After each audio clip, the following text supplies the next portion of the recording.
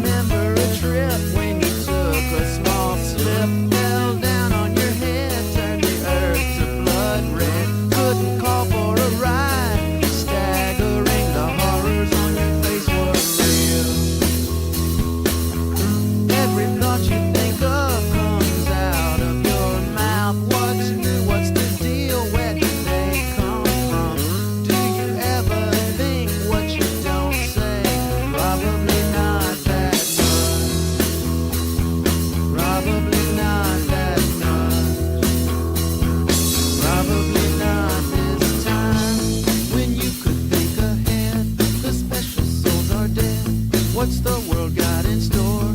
Could you talk some more? I don't care what you say, so tell me it's okay. I don't want to know, just don't think about it.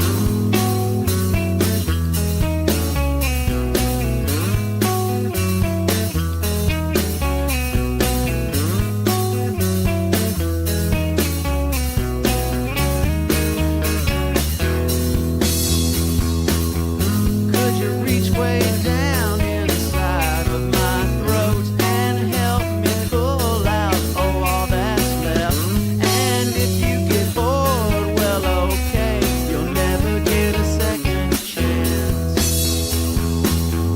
Climbing up the gym rope with my pants falling down, tricks with mirrors and smoke, electronic light show. Let the tea sit around, the basement's not flooding down to my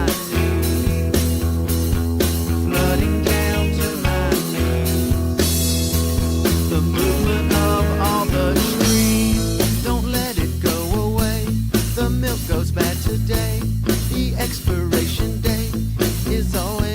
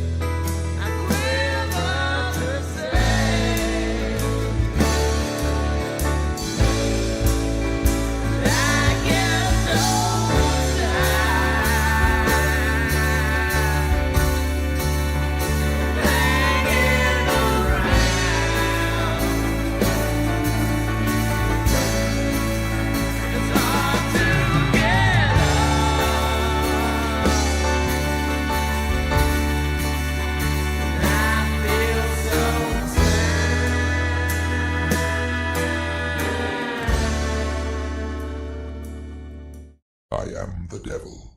I am the Lord Satan from the netherworld, ruler of the damned and eternal king of hell.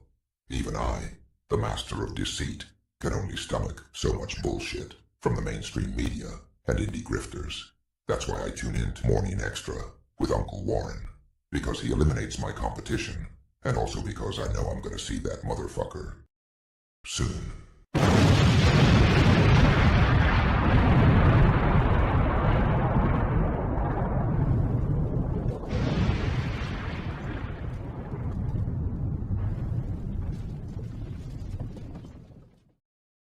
Deo, Deo.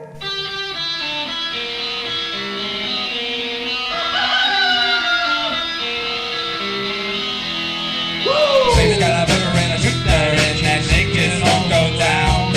Baby's got a booger and a shooter and that shit is all go down. Corrosion to her thighs, erosion of her pride. Baby's got a shooter, baby's got corrosion now, corrosion now. Baby's got it. Good morning, February. It may be the shortest month of the year in days, but it's got the biggest dick of them all. Good morning, everybody. I'm this guy. If you can read, and if you can't read, well, then I'm and whatever nonsense you make up instead of words. It is Monday, February 3rd. And, of course, we got news, but of course we got our peeps here. Good morning, Bella. Only in America do we accept weather predictions from a rodent, but deny climate change evidence from scientists. That's right. That's why we need more, groundhog, scientists or rodent scientists, right? So if you're a rodent and you say, yeah, shit's fucked up, and we need to fix it, then they'll be like, why didn't we listen to the fucking groundhog in the first place? Game.film, what's up? Good morning, sir. Good to see you. We got Finger Man in the house. What's up? You let Hostess cater your cinnamon pastries. Is cinnamon pastries code? Is that like some sort of sex code? Because, you know, this is kind of a family show, even though I just cursed up a storm. I don't give a shit. Fred Edward, you surrendered ordering your own crumb cake today. I know, right? Well, see, you got no patience, man. If you just waited just a little longer, delicioso. We got Chuck's Intergalactic UFO show in the house. How do groundhogs taste battered and deep fried? Ooh, I don't know. If you wrap it up, is that like a pig in the blanket? Because it's a hog. We are Ronin. Bum, bum, bum, bum, bum, bum, bum. Good to see you, my friend. I hope you're doing well. Hope you all had a good weekend. In the area of the world where you may be residing at this point. Yeah, yesterday was Groundhog's Day. And at the end of the show for the kicker, you know, everybody does Puxatawny Phil, you know, and he sees his shadow and whatever. We got like 8 of them. And there's a lobster in the mix too. And I think some sort of weird, no, I think they're all groundhogs except for the lobster. It's really weird. Willie, good morning to you, sir. How are you? I need a slice of cheesecake now. That sounds good. Cheesecake. Kate, good morning. You're slowly waking up, dear. Yeah, you're over there way west. So it's a little bit early in your neck of the woods. That's okay. We're all over the place. Where are my foreign peeps? Where are my foreigners at? Where's the Donna Moose? And where's Jacqueline? Those are my across the pond buddies. And among others too. I think Cape Socialist is over in South Africa. It's really cool. I like the, you know, that's what I always liked about the chats in these live shows like this. It's just a great way to meet people from all over the place, right? Not just in America, but, you know, around the world. And then you come to find out their fuckery is everywhere. It's just a different kind of fuckery. It has a different accent, you know, maybe kind of dresses different, but it's still fuckery, right? Who else is here? We got everybody, anybody lurk? We got our lurkers over on Rockfin and Rumble. I was going to attempt to do, something's going on weird with Facebook. I don't know what's going on. See, it let me set up an event, a live event, but then when I want to go live with the shit, it goes, Durr! And then, and then the little, it just goes full on special needs. And so massive Darth Vader sea bug pulled from waters near Indonesia. Yikes. No, thank you. But I'll put it up. What is that? Livescience.com. Gross. What's up, Nahilo? Is it Nahilo? I always forget. I usually use these phonetic devices, or what is it, mnemonic devices. So like if it was Nahilo, I would say Nahilo. And but then again, I'm just stupid. Maybe I should just type it out and say hi that way. It's probably better. All right, folks. You know about our buddies that are dealing with going through some stuff right now, and I just want to share out their GoFundMe's real quick, like we always do. We got our buddy Chanda over there at Beauty and the Boomer, and of course Trailer Park Pundit.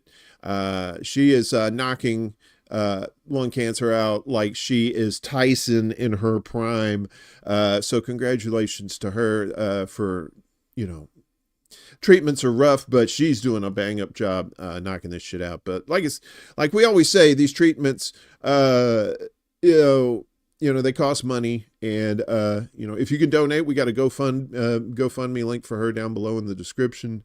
If you don't have any cash, that's fine. If you could share out the link, that works out well. And our buddy Kevin from Black Bear News, who lost his home in the Eaton fire in Los Angeles, his GoFundMe is down below too, plus some of his other donation links. Like I said, if you can donate, great. If you can't, if you share out the links, that works really well too. So let's get down to it. We got a big show. We got a really, really big show. Probably not as big as it usually is. That's what she says. I was in the pool. So this show was in the pool. That's why it's not as big as it usually is, but it's still a big show. All right, so let's get with these tariffs, y'all. I know that's what everybody's talking about. So Trump follows through with high tariffs on Canada, Mexico, and China. And I don't usually read the bottom slug here, but it's terrifying and nauseating. Wait a minute. It's terrifying and nauseating to watch President Trump and his Republican allies in Congress celebrate. And see, the rest of it's not clever. So once you get past terrifying, then you're like, you're left empty. There's like, is there more? Anywho. Thanks, Nahilo. We're just going to stick with Nahilo till you tell me to fuck off. Okay? Does that work? I just don't like getting everybody's names right. I don't know what this is. I'll share that too. I guess that's some shit for you, Fred. All right. So Trump signed 3 executive orders on Saturday, following through on his promise to impose 25% tariffs on goods from Mexico and Canada, but only 10% tariffs on goods from China. I wonder why that is. Probably because like 98% of the shit we get in this country is from China. A measure that targets the nation's 3 largest trading partners. The tariffs are set to go into effect tomorrow, according to the AP. The orders contain no language allowing for the negotiation of exceptions. However, Canadian energy products, including oil and gas, will only face a tariff of 10%. That's why it makes this whole thing just bullshit. All the fuel stuff, oh yeah, we'll take it light on you, but the rest of the shit, tariffs are tariffs are an important strategic economic tool, but Trump's desire for a trade war with Canada and Mexico won't protect jobs, keep Americans safe, or bring down costs for families, said Dances with Bullshit Elizabeth Warren on the social media in response to the news. She ain't wrong there, but she's still a piece of shit. A White House fact sheet announcing the tariff said that the crossing of undocumented immigrants and illegal drugs, including fentanyl, over the Mexican and Canadian borders constitutes a national emergency under the International Emergency Economic Powers Act, or IEPA, as only I call it. President Trump is taking a bold action to hold Mexico, Canada, and China accountable to their promises of halting illegal immigration and stopping poisonous fentanyl and other illegal drugs from flowing into our country, the fact sheet said. However, it is unclear exactly what actions the targeted countries could take to lift the tariffs. U.S. voters' frustration with inflation has been cited as an important reason why Trump won the 2024 presidential election, yet broad tariffs are expected to raise the prices of a variety of goods, including Mexican produce, Canadian lumber, and car-making supplies that often cross both borders several times in the construction of a vehicle, according to NBC News. Companies that import goods or supplies will have to decide whether to swallow the costs or pass them on to the consumers. I'm gonna spoil this for you right now. They're gonna pass them on to the consumers. Nobody's eating shit except us. We're eating shit. Small business owners like me are working hard to keep up with high costs, provide for our families, and keep the economy running. Alex Bronson, who owns a construction business in Mount Clemens, Michigan, said in a statement shared by Unrig Our Economy. But after promising to lower our costs, Republicans seem set to deliver the opposite. Because of the tariffs, we'll be paying higher costs for construction among just about everything else just to keep Republicans in Congress and Donald Trump gift bigger and bigger tax breaks to their billionaire friends and big corporations. It leaves us all wondering who our leaders in Washington are really working for. You ain't gotta wonder about that. Just get your head out of your ass. Everybody else is telling you who's running shit. Warren also warned that the tariffs could give unscrupulous actors the chance to engage in greedflation. Making up words there. I'm concerned that Trump will give cover to giant corporations to use his tariffs as an excuse to raise prices on working families while doling out waivers to his buddies, she wrote. We will hold him accountable. Oh, a Democrat saying they'll hold somebody accountable. That is funny. That is funny. They say it a lot. But again, spoiler alert, that shit ain't happening either. They're gonna make you eat the cost, and Democrats don't give a fuck about you. That's some lessons you need to take away from this. The biggest hack of U.S. citizen data in history. What are you talking about? I thought that already happened. Other Democratic lawmakers also spoke out against the tariffs and the way they were imposed. Representative Don Bayer pointed to a new study finding that the tariffs would cut into disposable income by approximately $1,250 per household. Hey, John, good to see you, my friend. Hope you are doing well, my friend. $1,250 per household. Trump's tariffs are a clear. They should call them tariffs. Tariffs, because they're are a clear overreach of executive power, misusing authorities never intended for this, Bayer wrote. The Constitution delegates trade authority to Congress. Trump's abuses of trade powers make it clear that Congress must act to restore the constitutional balance of power. Yeah, good luck with that. Representative Rosa DeLauro, Democrat out of Connecticut, said, instead of developing a comprehensive worker-centered trade policy that will bring jobs back to the U.S., Trump is using the threat of across-the-board tariffs, not on behalf of American workers and consumers, but to advance his own extremist policy agenda. Well, his buddies are going to make more money.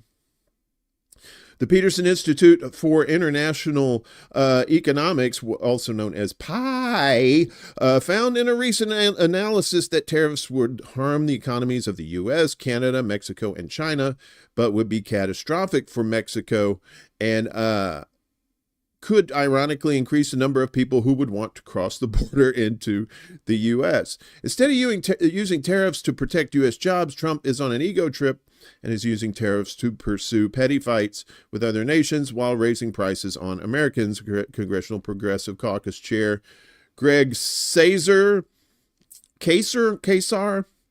said in a statement, I don't know, he's probably a shit lib, who cares? Everything Trump has done these last few days, from trying to shut down Medicaid to blanket tariffs and sanctions, has all been about helping himself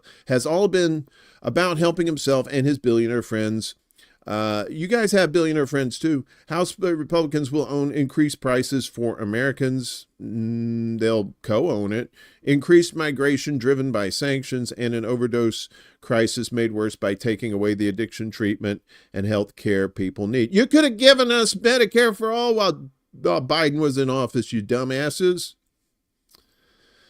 Couldn't even get fucking Medicare for all in a pandemic. And you're like, well, we could do this for drug addicted people. Yeah, you ain't do shit. Shut the fuck up. It's terrifying and nauseating to watch Trump and his Republican allies in Congress celebrate as they impose tariffs that will raise costs for the rest of us. Unrig Our Economy spokesperson Kobe Christian said, every time Americans pay more when they buy clothes, electronics, or shop at the grocery store, they should remember they're paying for the cost of tax breaks that Republicans in Congress and Donald Trump plan to give to billionaires and corporations. Turns out America first means America's billionaires first. Well, of course, the billionaires was always silent in that sentence. President of the United Steelworkers, that's USU, David McCall said in a statement, the USW, I guess that's supposed to be USW. Somebody made a technical boo-boo over there at Common Dreams. You're all fired. The USW has long called for systemic reform of our broken trade system, but lashing out at key allies like Canada is not the way forward, adding these tariffs don't just hurt Canada, they threaten the stability of industries on both sides of the border.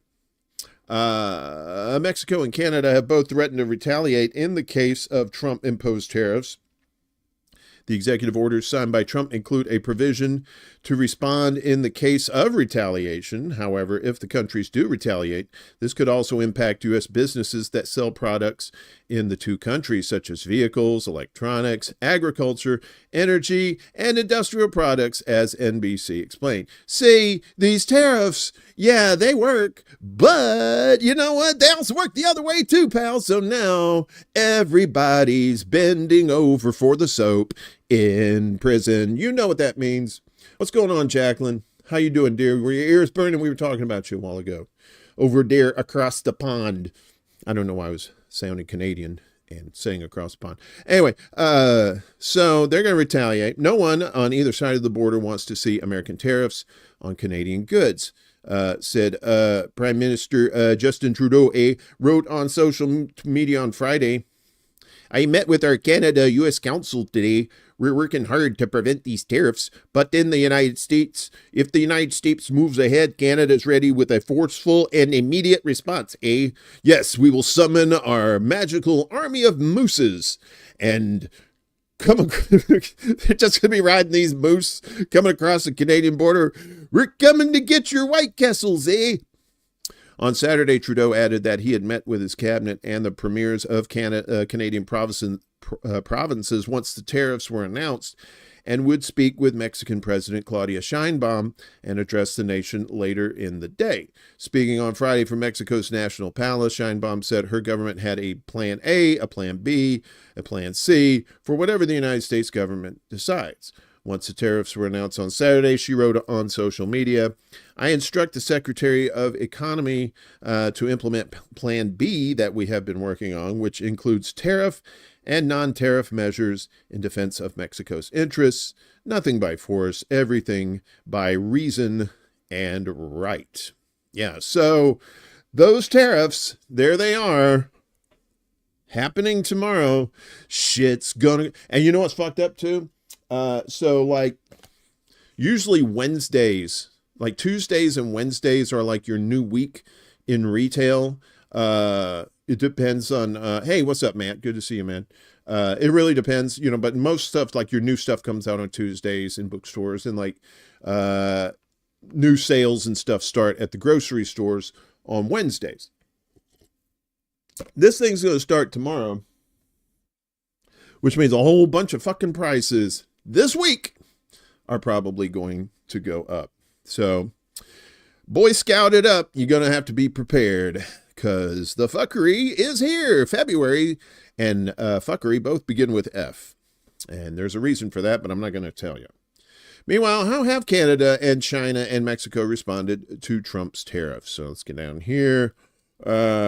This just kind of basically said what he did, talking about the 3 separate orders he signed.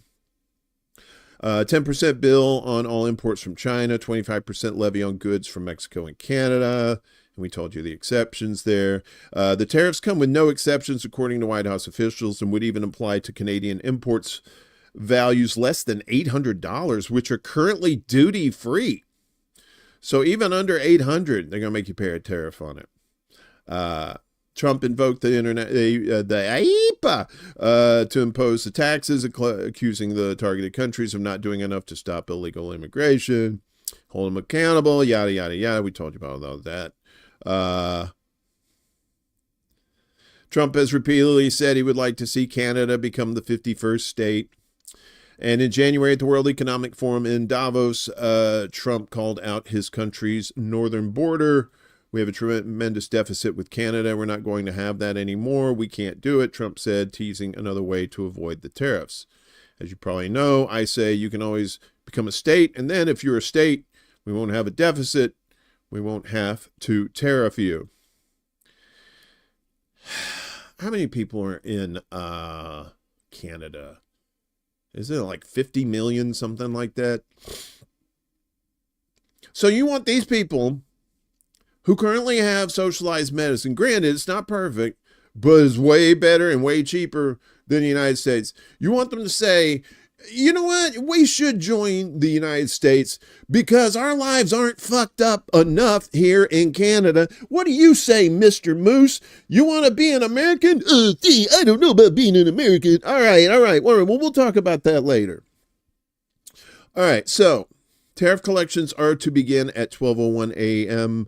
Eastern Standard Time. So that'll be midnight, 1 minute past midnight tonight, according to Trump's executive orders. But imports that were loaded onto a vessel or onto their final mode of transit before entering the U.S. prior to 12:01 a.m. Saturday would be exempt from duty. So anything that's already on the way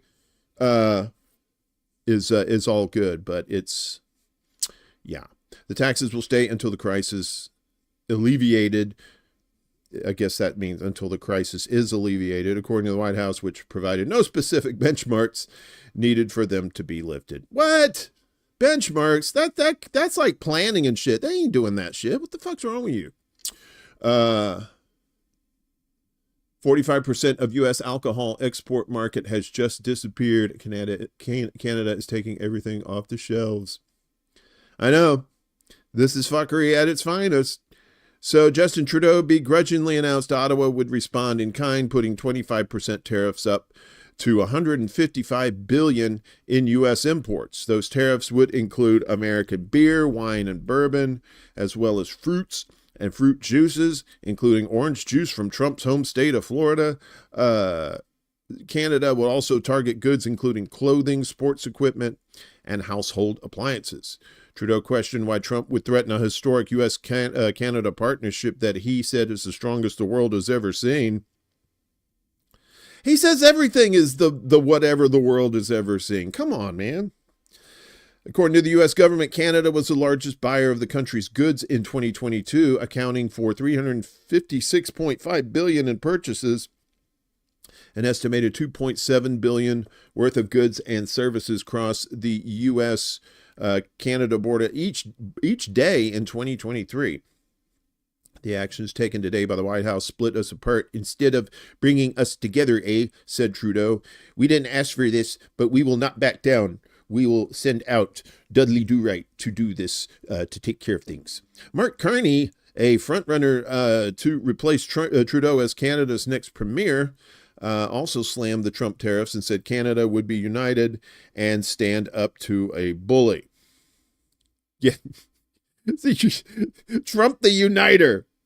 Just like Bush the uniter. Remember how he united the world against us? Mexican President Claudia Sheinbaum on Saturday ordered those tariffs in response to the tariffs on all goods coming from Mexico. In a lengthy post on the Twitter, Sheinbaum said her government sought dialogue rather than confrontation with its top trade partner to the north, but that Mexico had been forced to respond in kind. I've instructed my economy minister to implement the Plan B we've been working on. Like we said, the tariff and non-tariff measures. The U.S. is by far Mexico's most important foreign market, and Mexico in 2023 overtook China as the top destination for U.S. exports. Mexico has been preparing possible retaliatory tariffs on imports from the U.S. ranging from 5% to 20% on pork, cheese, fresh produce, manufactured steel, and aluminum. According to sources familiar with the matter, the auto industry would initially be exempt, they said. And we're probably going to have to start importing fruits and vegetables because all the people that picked the shit got deported. That's not racist. That's just fact. They did. And there's food rotting out in the fields. So the auto industry would initially be exempt, they said. Economy Minister Marcelo Ebrard said on the tweeters that Trump's tariffs were a flagrant violation of the U.S.-Mexico-Canada agreement, which Trump had himself shepherded in his first term as a substitute for the North America Free Trade Agreement. Plan B is underway, Ebrard said. We will win. U.S. exports to Mexico accounted for more than $322 billion in 2023, Census Bureau data showed, while the U.S. imported more than $475 billion worth of Mexican products. In her post, Sheinbaum also rejected as slander the White House allegation that drug cartels have an alliance with the Mexican government, a point Trump's administration used to justify the tariffs. Yeah, so because, the cartels, Hamas, come on, it's easy. It's easy to slap a label on people that doesn't fit. China's government has denounced the tariffs and Trump's demand that Beijing needed to staunch the flow of fentanyl, a deadly opioid, into the U.S. while leaving the door open for talks with the U.S. that could avoid a deepening conflict. Beijing will challenge Trump's tariffs at the World Trade Organization, a symbolic gesture, and take unspecified countermeasures in response to the levy, which takes effect tomorrow. China's Finance and Commerce Ministry said. That response stopped short of the immediate escalation that had marked China's trade showdown with Trump in his first term as president, and repeated the more measured language Beijing has used in recent weeks. China's toned-down response marked a contrast with the direct retaliation and heated language from Canada and Mexico. Boy, if you get heated language from Canadians, boy, you done fucked up. China's Commerce Ministry said in a statement that Trump's move seriously violates international trade rules, urging the U.S. to engage in frank dialogue and strengthen cooperation. Well, if they have somebody named Frank there, sure, you should have frank dialogue. Filing a lawsuit with the WTO could give Beijing a win in messaging by standing up for the rules-based trading system long advocated by U.S. administrations of both parties. Beijing has taken the same step in a challenge to tariffs of up to 45% on Chinese-made electric vehicles by the European Union. At the same time, a WTO appeal poses no immediate cost or threat to Washington. China's sharpest pushback was over fentanyl, an area where the administration of former U.S. President Joe Biden had also been urging Beijing to crack down on shipments of the China-made precursor chemicals needed to manufacture the drug. Fentanyl is America's problem, China's foreign ministry said. The Chinese side has carried out extensive anti-narcotics operations with the United States and achieved remarkable results. The closest parallel to Trump's action was the late President Richard Nixon's use of IEEPA's predecessor law, the 1917 Trading with the Enemy Act, to impose a 10% across-the-board U.S. tariff in 1971 to stem rising imports amid a balance of payments crisis after pulling the dollar off the gold standard. Courts upheld Nixon's action, but Jennifer Hillman, a trade law professor at Georgetown University and former WTO appellate judge, said Trump's actions may not fit the emergency.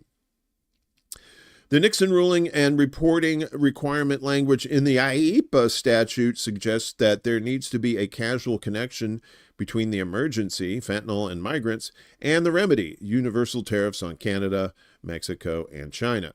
At least for me, I don't think there is such a connection in this case, Hillman said. The tariffs would not be applied only to fentanyl, so there is not a clear reason why tariffs on all goods are necessary to deal with the problem of fentanyl or migrants. Nixon's use had a much clearer connection between the level of imports and the value of the dollar, she added. Economic experts say the tariffs are likely to slow economic growth for all parties while likely driving up inflation. That's what we call lose-lose.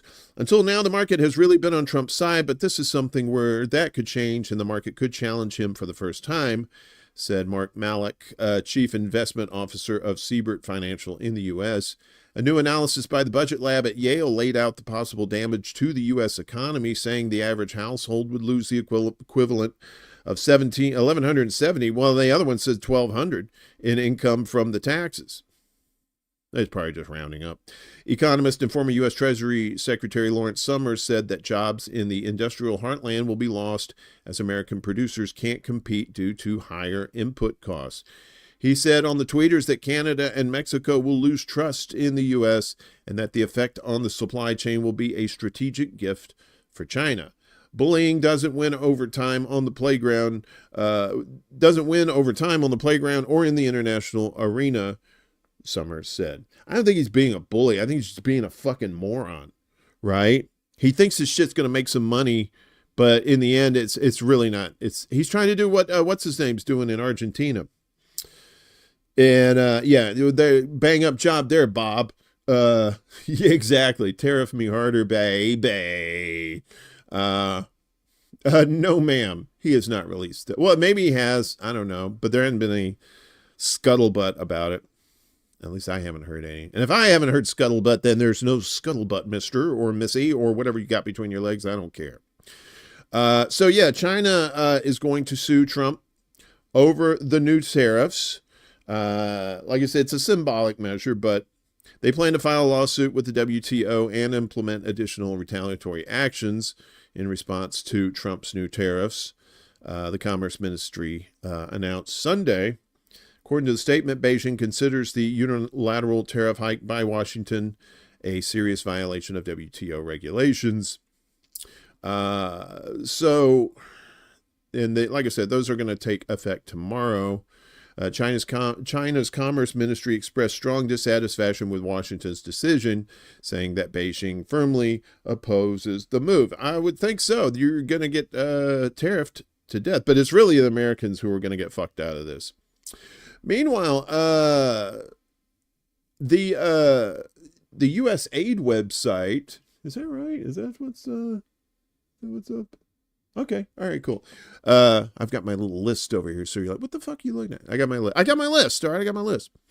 So, we're switching over here as, Trump's been, getting his Doge buddy, Elon Musk, to, trim the fat, as it were. And so USAID is one of those NGOs that got trimmed.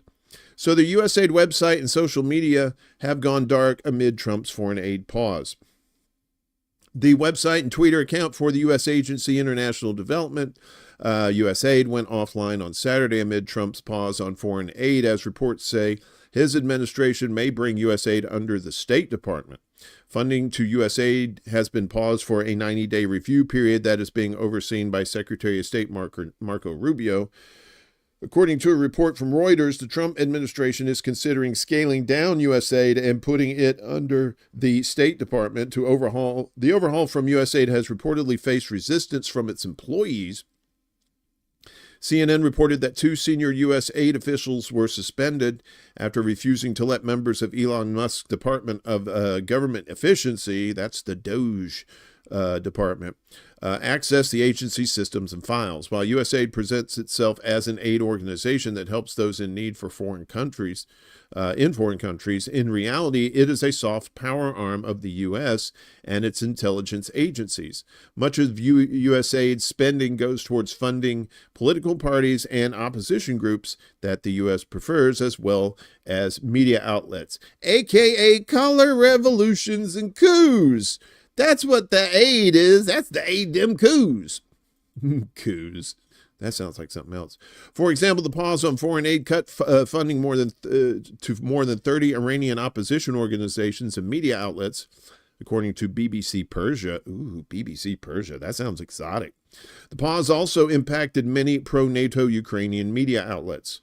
Nayib Bukele, the president of El Salvador, outlined how many foreign governments view U.S. aid in a post on Twitter. Most governments don't want U.S. aid funds flowing into their countries because they understand where much of that money actually ends up. While marketed as support for development, democracy, and human rights, the majority of these funds are funneled into opposition groups, NGOs with political agendas, and destabilizing movements, Bukele wrote on the tweeters.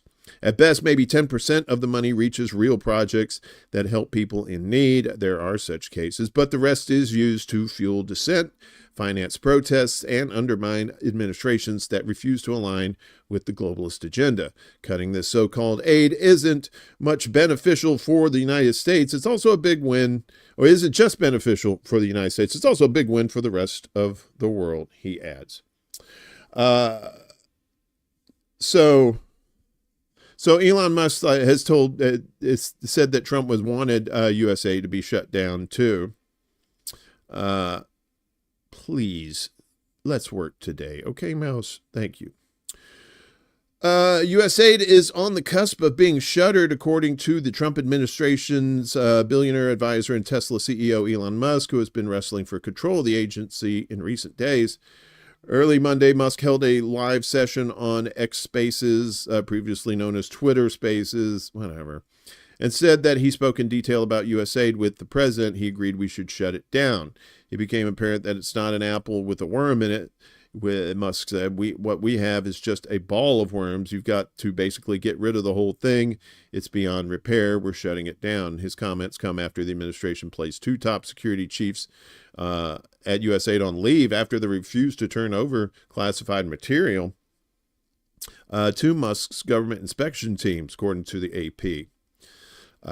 Members of Doge eventually did gain access Saturday to the aid's classified information, which includes intelligence reports, the former official said. So that's great. So now Elon Musk has access to all these intelligence reports and stuff like that. Yeah. So is that true of money given as part of telethon charities? Like in the UK, we have Red Nose Day, Children in Need. There might be more by it doesn't. I don't think it has to do with. I think it has to do with private organizations that are funded by the government. So I mean, if you're funded by the government, chances are that's a wrap. Speaking of a wrap, Trump booted his Consumer Bureau director, who had been there, apparently doing good work too, or mostly good work. Rohit Chopra, head of the top U.S. watchdog agency for consumer finance, announced early Saturday his time in office had ended after President Trump fired him overnight, according to a letter Chopra posted online and a person familiar with the situation.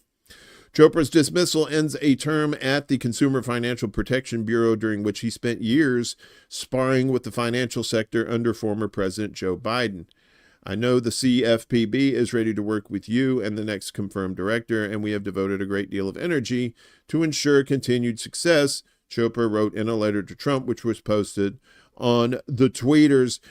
Trump replied, "Tough titty," said the kitty, when the milk went dry. All of a sudden, he turned into Christopher Walken. The Trump administration has not announced a replacement. U.S. Senator Tim Scott, the lizard man from Florida, and also the chair of the Senate Banking Committee, told reporters that he expected a blockbuster announcement sometime soon on who will take over from Chopra, according to the New York Times. The White House did not immediately provide comment, but progressives quickly denounced his dismissal as a win for corporate misconduct, foreshadowing renewed Republican efforts to abolish the agency. Well, they're trying to get rid of USAID, and they probably get rid of that. But you need Congress. I think you need like 2/3 of Congress to get rid of a department like that. Trump's decision to fire CFPB Director Chopra marks the end of an era of strong consumer protection and the beginning of a plan to end this important agency, Maxine Waters, the top Democrat on the House Financial Services Committee, said. The removal of Chopra, who established a reputation as an aggressive watchdog under former President Biden, was widely expected after he spent years sparring with the financial industry, which often argued he overstepped his bounds. Of course they did. The leadership change clears the way for the Trump administration to pursue a less adversarial approach including rescinding many of Chopra's measures and pulling back from the enforcement. Long a target of conservatives seeking to undo reforms created following the 2008 financial crisis, the CFPB survived possible abolition in May when the Supreme Court rejected industry-backed constitutional challenges to its funding structure. But with control of Congress, Republicans may still seek to overhaul some of Chopra's major rules or push legislation that would allow Congress to weaken the agency. Trump ally Elon Musk, tapped to lead an advisory body on deregulation, said that the agency should be deleted. As the Biden White House battled to respond to voter outrage over inflation, Chopra became a key figure in the administration's campaign against junk fees, which officials said were often hidden and unjustified and were squeezing already distressed household budgets. During Chopra's tenure, the CFPB contended with newly emboldened industry litigators who challenged several rules, including new CFPB rules on credit card late fees, consumer data rates, and small business lending. The agency also racked up big enforcement actions against name-brand financial institutions, including a $3.7 billion settlement with Wells Fargo over abusive customer practices, the agency's largest ever enforcement action, as well as actions against Bank of America, Citibank, Goldman Sachs, and Apple. Yeah, $3.7 billion, that is a big hit, but still no jail time, slap on the wrist. Unlike Biden's other banking regulators who told lawmakers in November they had ceased rulemaking ahead of Trump taking office, Chopra has pushed ahead with rulemaking activity in the final weeks of pushed ahead in the final weeks of Biden's administration and into the early days of Trump's administration. So yeah. And there's going to be more people that are going to be, hitting the door, hitting the road. The doomsday clock is right once every cataclysm. A broken doomsday clock. Is that what it is? All right. We've got more news. Maybe. Do we? Sure. The computer says so, and who am I to argue with science? Another crash over the weekend. You guys heard about this on Saturday. 7 dead, 19 injured in high-impact ambulance crash in Philly. So a person in a car was the 7th fatal victim of the fiery crash of an air ambulance onto a busy Philadelphia street, authorities said Saturday, as investigators sifted through burned cars, damaged homes, and charred debris for clues to determine why the aircraft plummeted shortly after takeoff. And then what happened in South Korea, too? Like they were landing or something. And then there's some weird shit going on with airplanes these days, y'all. God, man, it's like the 70s all over again. Carrying 6 people from Mexico, including a child who spent months in a treatment at a hospital, the Learjet 55 went down just after departing from the Northeast Philadelphia airport, creating what witnesses described as a massive fireball, shaking houses and leaving a chaotic street scene. Authorities couldn't yet say why the jet crashed, and Adam Thiel, the city's managing director, said it could be days or longer until officials are able to fully count the number of dead and injured across a sprawling impact area in a densely populated residential area.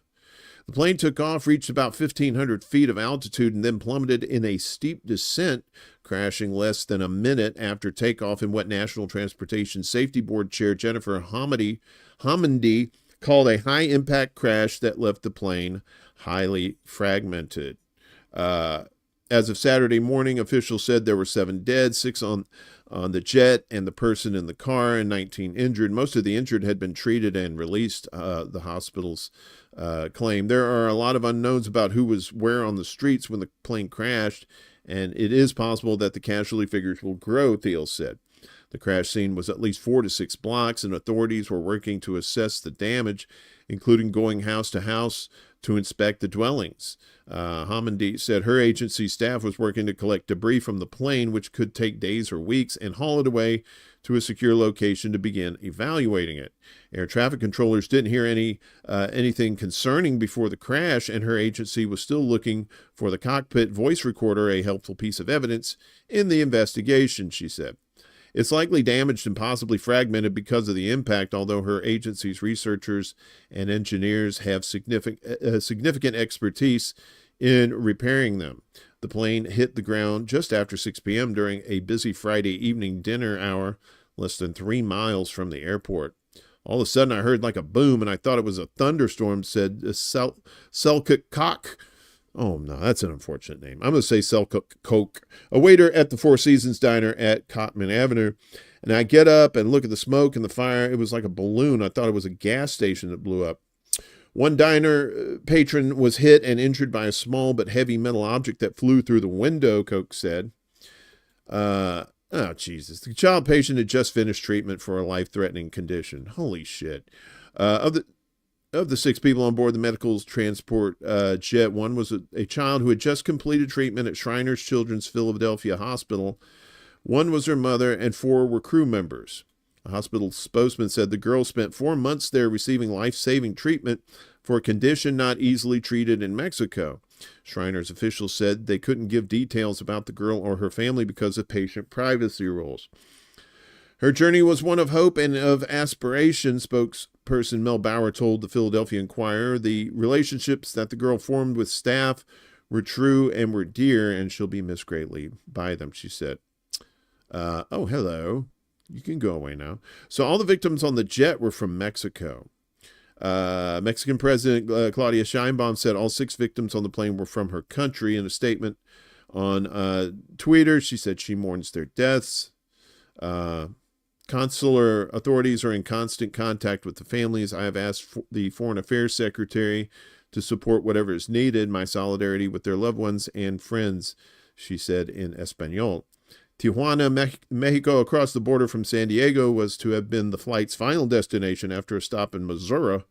Neither Philadelphia officials nor plane owner Jet Rescue Air Ambulance disclosed the identities of the dead, but Exi Medica Ambulancias, a Mexican emergency service, identified one of its doctors, Raul Meza, as a victim. In a post on Twitter, it said he was the service's chief of neonatology and assigned to the ISEM Itzapan Hospital, which is the state of Mexico, near Mexico City. In Veracruz, the city on the Gulf of Mexico, relatives of Jose Juarez said he was the aircraft's co-pilot.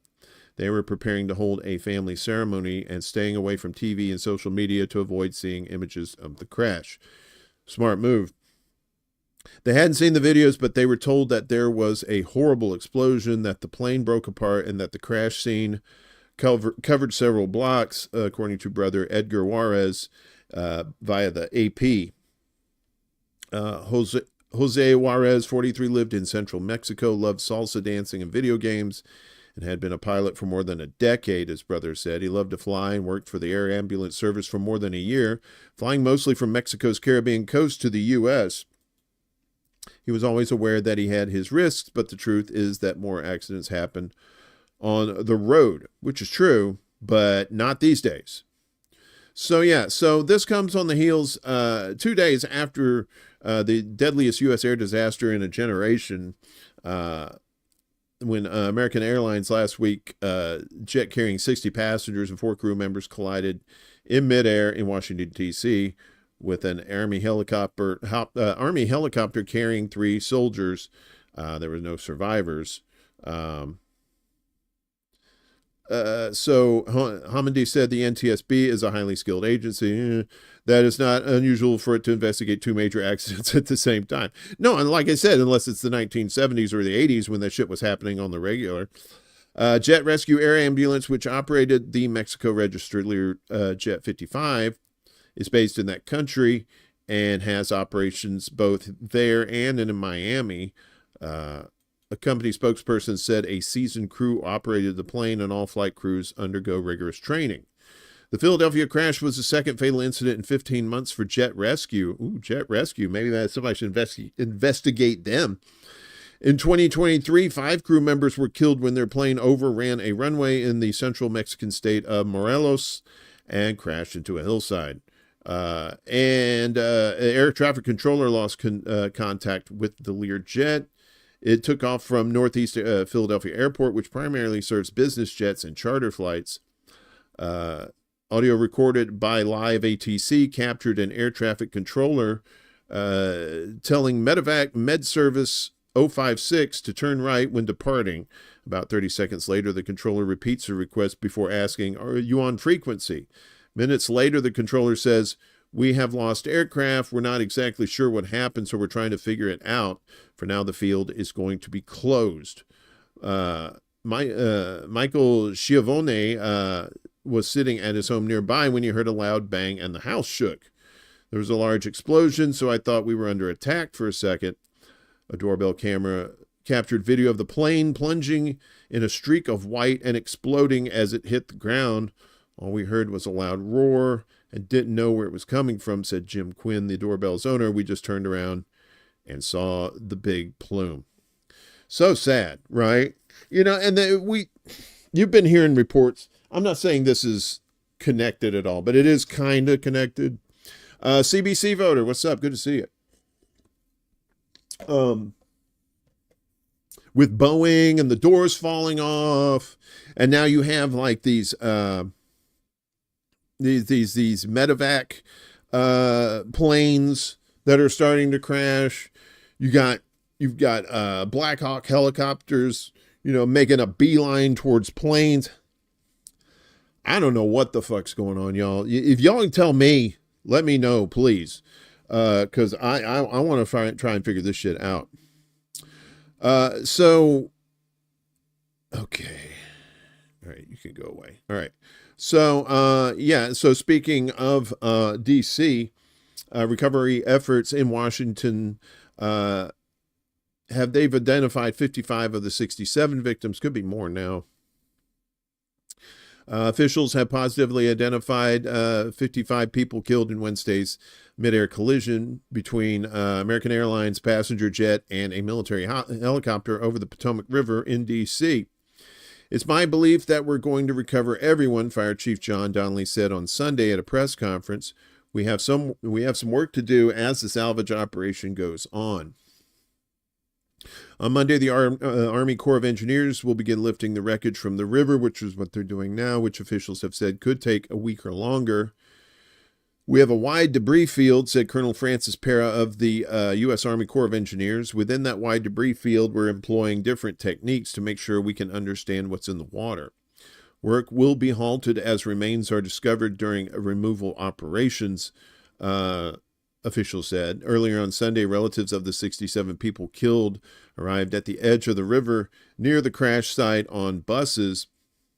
Wreckage is being moved to a hangar in Washington Reagan National Airport. Much of the Potomac River remains restricted to authorized vessels. Two of the lesser-used runways at the airport remain closed. Investigators from the NTSB said Saturday they had determined the CRJ-700 airplane was at 325 feet and 99 meters plus or minus 25 feet at the time of impact. The information was based on data recovered from the jet's flight data recorder, the black box that tracks the aircraft's movement, speed, and other parameters. The new detail suggests the Army helicopter was flying above 200 feet, the maximum altitude for the route it was using. Data confirms the air traffic controller alerted the helicopter to the presence of the CRJ-700 about 2 minutes before the crash. 1 second before impact, the American flight crew had a verbal reaction, according to the plane's cockpit recorder, and flight data shows the plane's nose began to rise. So it's starting to look like it was a pilot error from the helicopter. Maybe he was flying too high. A Zamboni? What are you talking about? Was there a narrow escape with a plane in Texas? I didn't see that, but I could be. Yeah. I don't know why Zamboni, but I appreciate you asking that very pivotal question. I can't talk today, guys. Sorry. I got a sinus thing, and then it's like kind of dry weather too. We'll get through this. We got plenty here. Where are we at? Yeah, we're about halfway through the news block. So another 3 hours, we'll be done with this shit. I lived in New York for like 15 years, and I see all kinds of things on the subway. I see people jumping the turnstile, or just running to get to the train, and they'll get there and they'll hold the doors open and all that stuff. Well, these motherfuckers said, fuck it, we're taking the train. Literally, we're taking the train. As thieves in New York take a subway train on a joyride. Ooh, that's right. It's the Wild West in New York City. So NYPD are searching for a group of people who took over a subway train in Queens and took it for a joyride. They released images and footage of 6 individuals who they believe took control of an unoccupied R train. That's what we call the pirate train in New York, because it's an R train. Yeah. The theft took place before 10:30 p.m. on Saturday near the 71st Avenue station in Forest Hills, according to police. Officers initially responded to reports of vandalism, but were instead met by an employee from the MTA, that's the Metropolitan Transportation Authority in New York, who revealed that several individuals had boarded an unoccupied R train and had taken it on a brief joyride.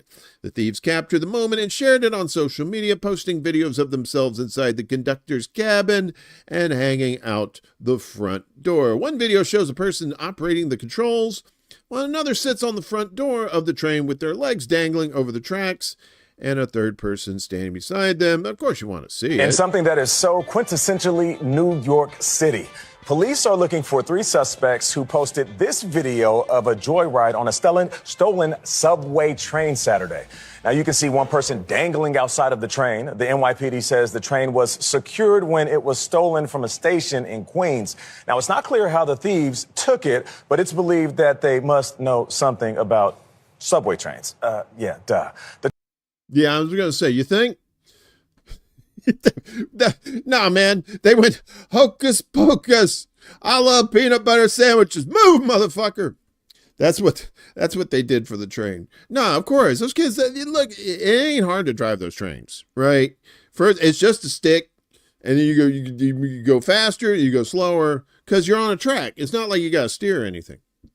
You guys are talking about a Zamboni. What the hell's going on here? Yeah, it smooths the ice. It's in a hockey Glavin thing with the person.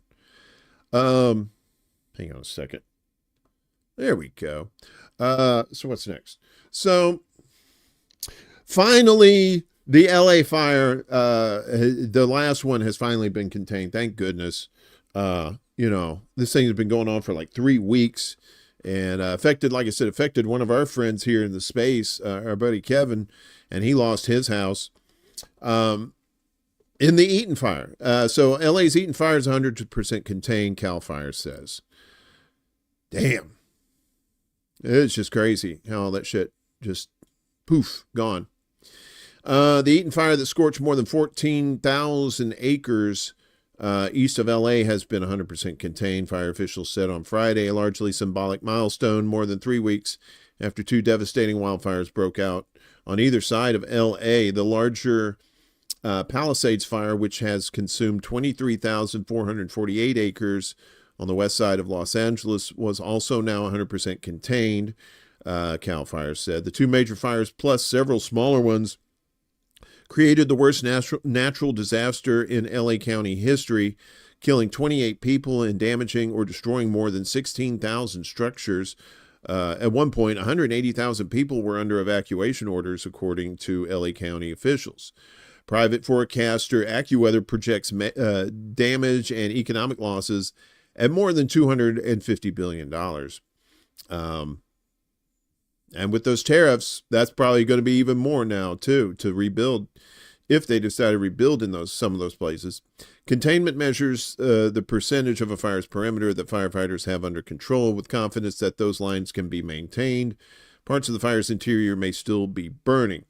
Long overdue rain reached SoCal in the past week, helping firefighters contain the fires while also increasing danger of flash floods and mudslides in the denuded hills and the spread of toxic material left in the fire's devastation. So yeah, that's another thing they have to worry about. And so when it rains in California, sometimes it just rains. And what's it's going to do, that rain, because the fire burnt, like we've told you this before, like how these mudslides are going to happen. Like, so a lot of this grass and like all these organic materials, these plants are on a hillside, and because of their root structure and stuff like that, it kind of keeps the hill together, keeps it from sliding down.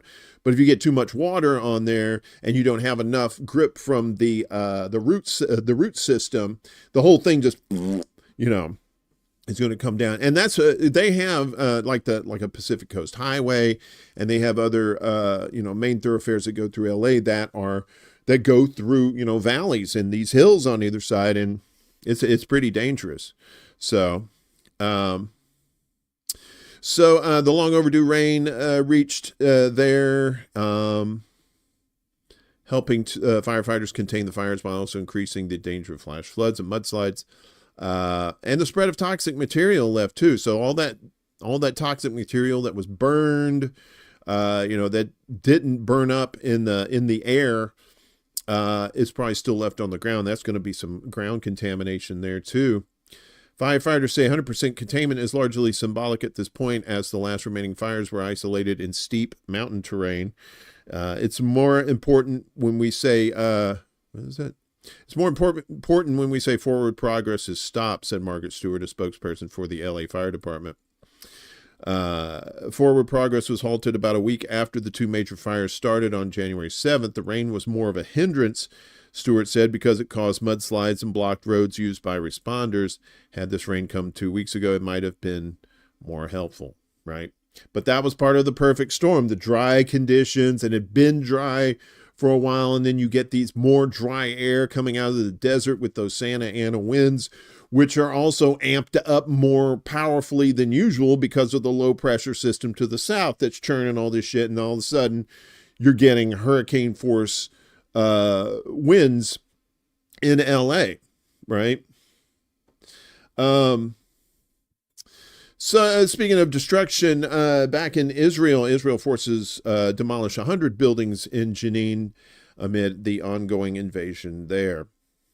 Israeli forces have demolished 100 buildings, according to reports from Israeli media on Sunday. The large-scale destruction is part of the ongoing military operation in the occupied West Bank, which has resulted in extensive damage to infrastructure and mass displacement. Israeli reports described the demolition campaign in Jenin as the first of its kind, noting that it was carried out under the direction of Fuckface McGee and Shithead McFuckyourmom, also known as Netanyahu and Katz. Live at the Civic Center. Palestinian media documented the Israeli occupation forces detonated multiple buildings in the Jenin refugee camp yesterday, according to local sources. Around 20 buildings in the eastern part of the camp were rigged with explosives and detonated simultaneously, with loud explosions heard across the city and surrounding areas. Dr. Wissam Bakr, director of Jenin Governmental Hospital, confirmed to Wafa news agency that some hospital sections sustained damage from the blast, though no injuries were recorded. The destruction of multi-story residential buildings in Jenin refugee camp has left many families homeless, worsening the humanitarian crisis. Israeli forces have been conducting their military assault on Jenin and its refugee camp for 13 consecutive days, resulting in 25 martyrs, dozens of injuries, mass arrests, and severe infrastructure damage. On Sunday morning, an Israeli sniper killed 73-year-old Walid al-Lalu at the entrance to Jenin refugee camp, while another Palestinian was shot in the thigh in Al-Jabriyat neighborhood. 73 years old. Must be Hamas. On Saturday, 5 Palestinians, including a child, were killed in the eastern part of Jenin and Kabatia, south of the city. The forced displacement of approximately 15,000 people from Jenin refugee camp and Al-Hadaf neighborhood has led many to seek refuge in nearby villages and towns. Hospitals in Jenin are also experiencing a severe water shortage after Israeli forces targeted and destroyed water supply lines, leaving 35% of the city's population without access to water. Pretty sure that's a fucking war crime. Yeah, so... But Israel has released Palestinians in their ongoing ceasefire agreement in exchange for Gaza hostages. So Israel on Saturday, what the fuck is it? Israel on Saturday released Palestinians from its jails in the fourth prisoner hostage swap under the ongoing ceasefire deal with Hamas. According to Anadolu Agency, 32 of the freed prisoners from the occupied West Bank were handed over to the International Red Cross from the Ofer prison facility near Ramallah in line with the terms of the January 19th truce. Hundreds of Palestinians gathered near the Ramallah Cultural Palace to welcome the freed prisoners, waving Palestinian flags and chanting in support of the resistance and Gaza. Despite warnings, the crowd gathered to receive the prisoners who raised victory signs in defiance of Israeli orders.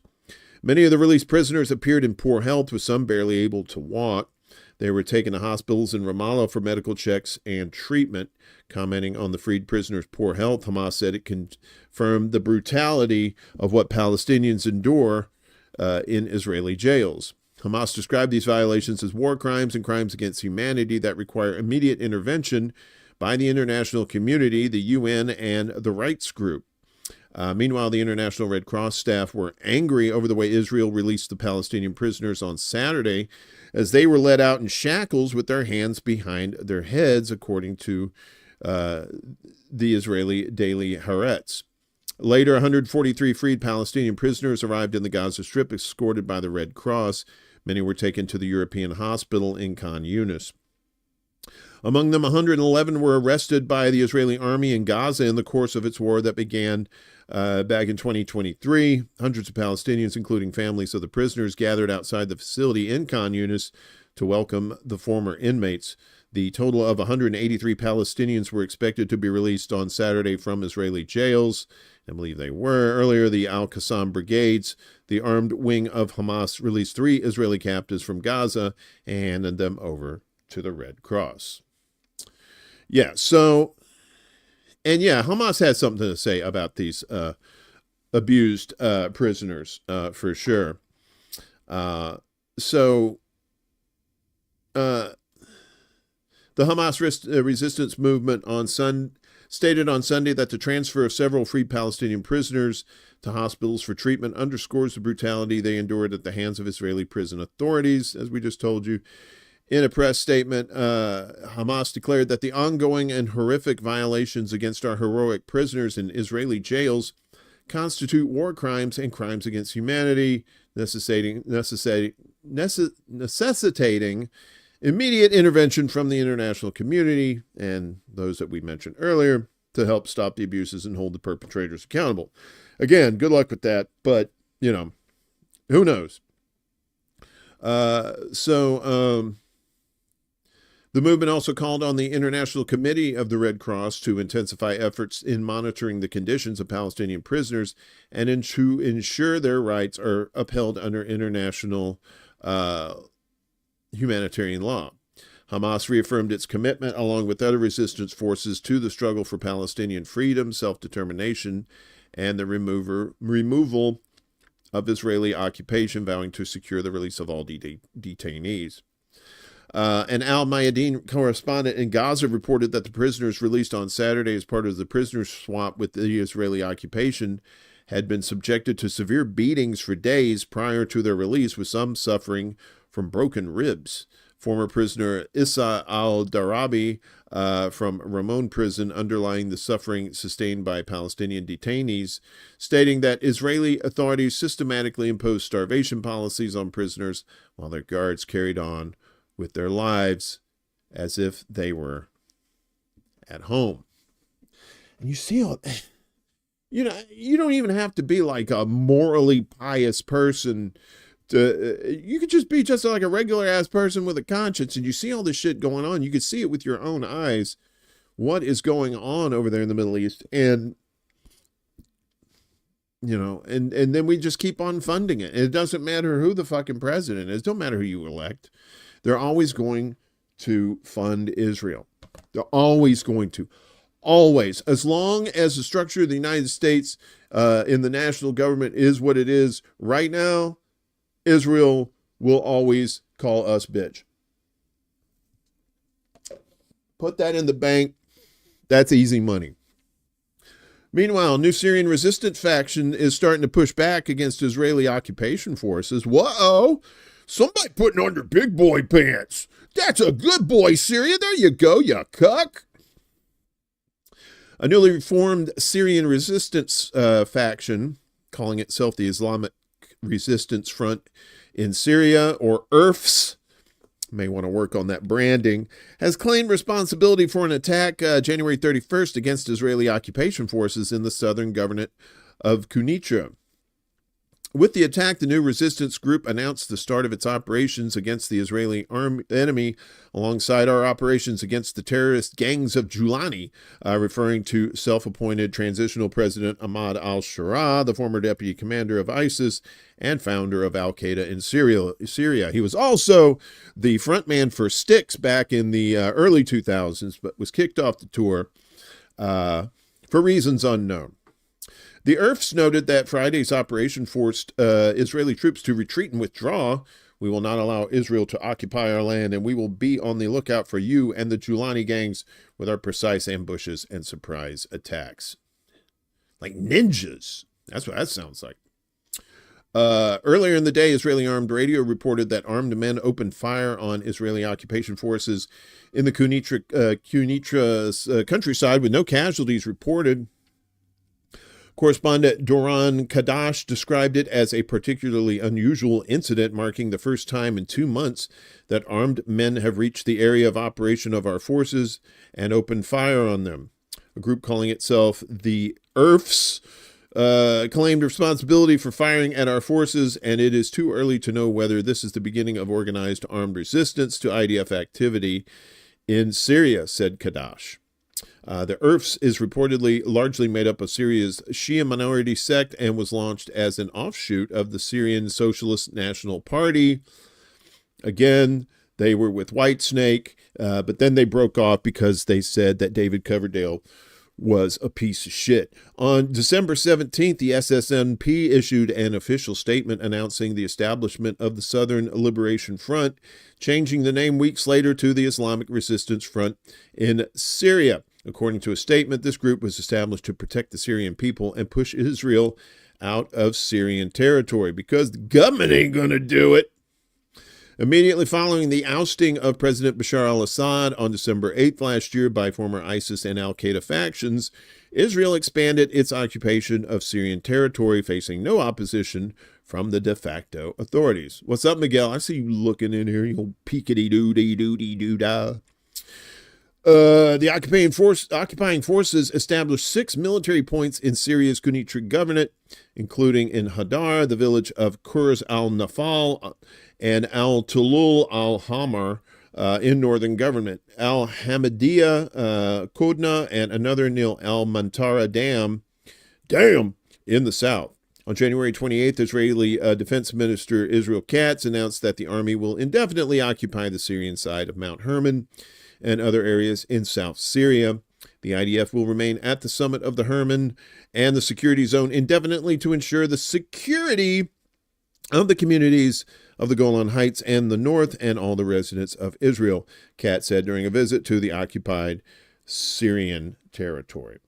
So now they're starting, and again, it's not the government. It's just like in Iraq, right? The government doesn't do shit. It's the resistance forces, right? In Palestine, and the Palestinian Authority is a bunch of shitbags, and it's the Palestinian resistance. It's always a resistance. These governments don't do shit except lay down and say, here, no, let me take that cock of yours and I'll put it in my mouth for you. You don't have to put it in. I'll do it. I'll do it for you. I'm your boy.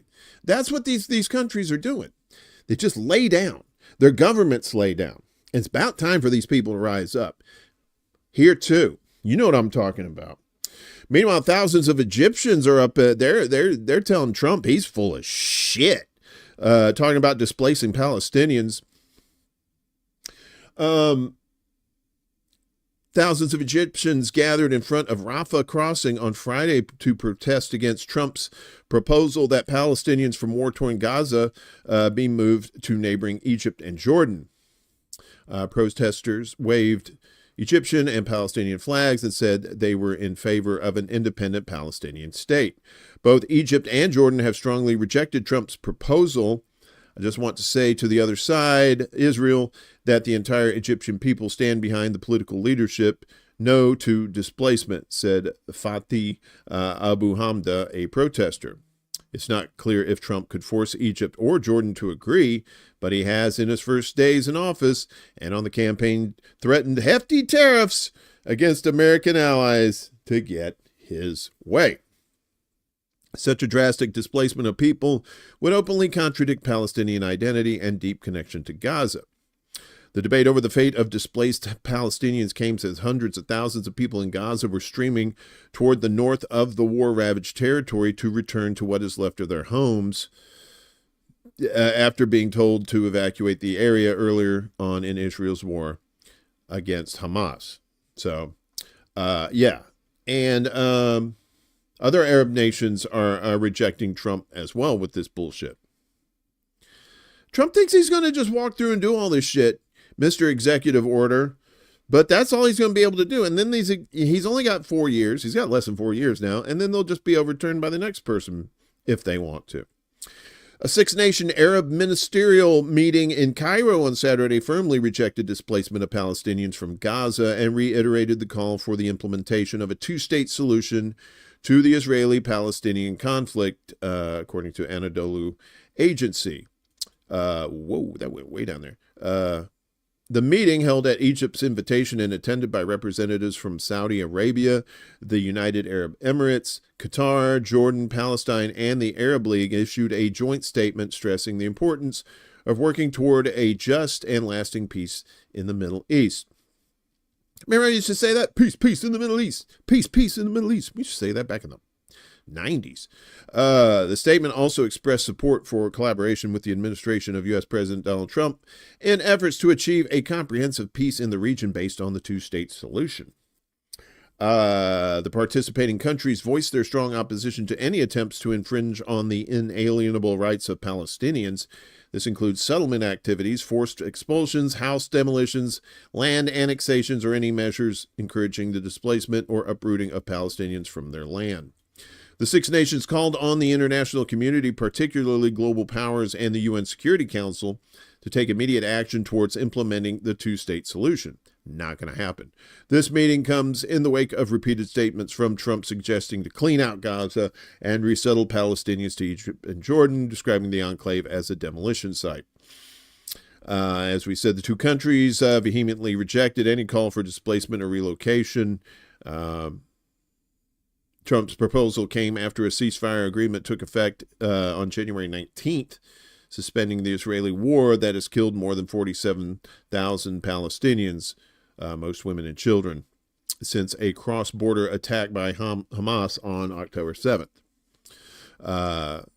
The relentless Israeli attacks have reduced the enclave to a wasteland of ruins and rubble. Trump's proposal has received widespread condemnation, with critics calling it ethnic cleansing and a war crime. Many countries in the Muslim and Arab world, as well as European nations such as France, have firmly rejected the idea. It's like, well, you know, if you would have voted for Kamala Harris, we wouldn't have had Trump. Well, if you didn't have Biden and Harris and all these other fucking garbage-ass Democrats that nobody wants to vote for, then you wouldn't have Republicans taking over shit. That's the thing. It's like Republicans make things infinitely worse. Democrats, at the very best, maintain the bullshit, right? They'll make it worse. But not like the Republicans. They're just chef's kiss. Oh, you want to make it worse? We'll make it worse. Let's do these tariffs, right? Let's do this ethnic cleansing, right? That's all Republicans. This is not Biden anymore. This is not Harris. This is J.D. Vance, and this is Donald Tom Trump, or whatever, John Trump, whatever the fuck his name is. This is on them now. It's your baby now. You got to wash it. Clean that baby. And Turkey said fuck off too, Trump. You know what? Fuck you. and your mom. This is what he's saying. He's saying, fuck you, fuck you, fuck you. No, you're not cool. Fuck you, I'm out. But then he stayed there. Turkish Foreign Minister Hakan Fidan, which is great, Hakan Fidan, on Sunday said Ankara is completely opposed to U.S. President Donald Trump's proposal to expel Palestinians from Gaza and send them to other countries. Speaking at a joint news conference with his Qatari counterpart, Sheikh Mohammed bin Abdurrahman Al Thani in Doha, Fidan said the proposal goes against humanitarian law. You got to put the whole guy's name in there. You can't call him like Phil or something like that. Come on. He stressed that everyone should stand against the plan, adding that Ankara supports the recent declaration made in Cairo regarding Palestinians in Gaza. Fidan is on a 2-day visit to Qatar, which started yesterday. So now the Middle East, and now everybody's starting to be like, okay, Trump, we're not going to let you do half this dumb shit that you did last time. All right. We're starting to figure shit out now, even though the governments are still very, you're cuckold, to the U.S. It's these resistance, groups, or those are the heroes, right? They're the ones who are making things, or trying to make things better for their country, because their government sure as fuck, ain't doing it. Yeah, Yipper. Hey, what's up? Good to see you. That's probably apt. I'd say Republicans to the bullet and Democrats are the poison. Yeah. You get a slow death with the Democrats, and the Republicans like, nah. Let's get the firing squad out right now. Meanwhile, in the UK, the High Court there clears the way for legal challenges against arms to Israel. The UK High Court ruled on January 30th that a legal challenge over London's military support for Israel will be heard in May, with the case set to focus on the Labour government's decision to continue delivering F-35 components during the Israeli genocide of Palestinians in Gaza. The F-35 carve-out decision is one of considerable public importance in the UK, and more broadly, there is a powerful public interest in a quick final determination of its legality, one way or the other, High Court Judge Justice Chamberlain said in his ruling. Chamberlain, the legal challenge was filed by the Palestinian human rights organization Al-Haq and the UK-based Global Legal Action Network against the UK Department of Business and Trade weeks after the start of the Israeli genocide in Gaza. Last September, Foreign Secretary David Lammy announced that the UK would suspend 30 out of 350 active arms export licenses to Israel. So big of you. However, the suspension included a loophole to continue shipping F-35 components to a global pool that could end up in Israeli warplanes. See, there's always fuckery. UK Defense Secretary John Healey told British media that F-35 components were deliberately excluded as 20 countries use them, and it would be hard to distinguish which companies would go into Israeli jets.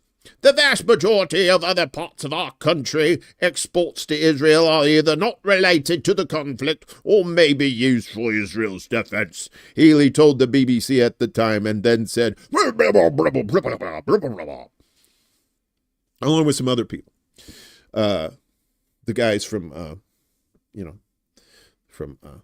anyway. According to a January report by Canadian NGO project Plowshares, the UK has supplied more than $6.7 billion worth of components to produce the F-35 Joint Strike Fighter plane. UK-based manufacturers are only second to the U.S. in the number of subawards obtained to develop F-35 parts that often end up in Israel's fleets of F-35 LS, or F-35s, maybe that's what it says. The UK government cannot continue to claim ignorance when its military exports are contributing to a war that has seen tens of thousands of civilians killed and displaced. The reality is that British-made components are helping keep Israel F-35s operational, and the refusal to restrict their supply undermines the international arms control efforts, Dr. Ian Overton, Executive Director of Action on Armed Violence, said last October. Arms control experts and researchers told Middle East Eye that Israel has had to rely on its fleet of F-35 jets to maintain the high volume of strikes inside Gaza and Lebanon.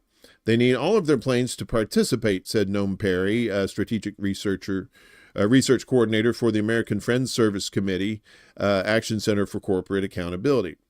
In December, DropSite News revealed that hundreds of arms shipments, including F-35 fighter jet components, were secretly shipped to the U.S. from a British airbase in Norfolk since the start of the Israeli genocide in Gaza. Yeah. And finally, in UK news, with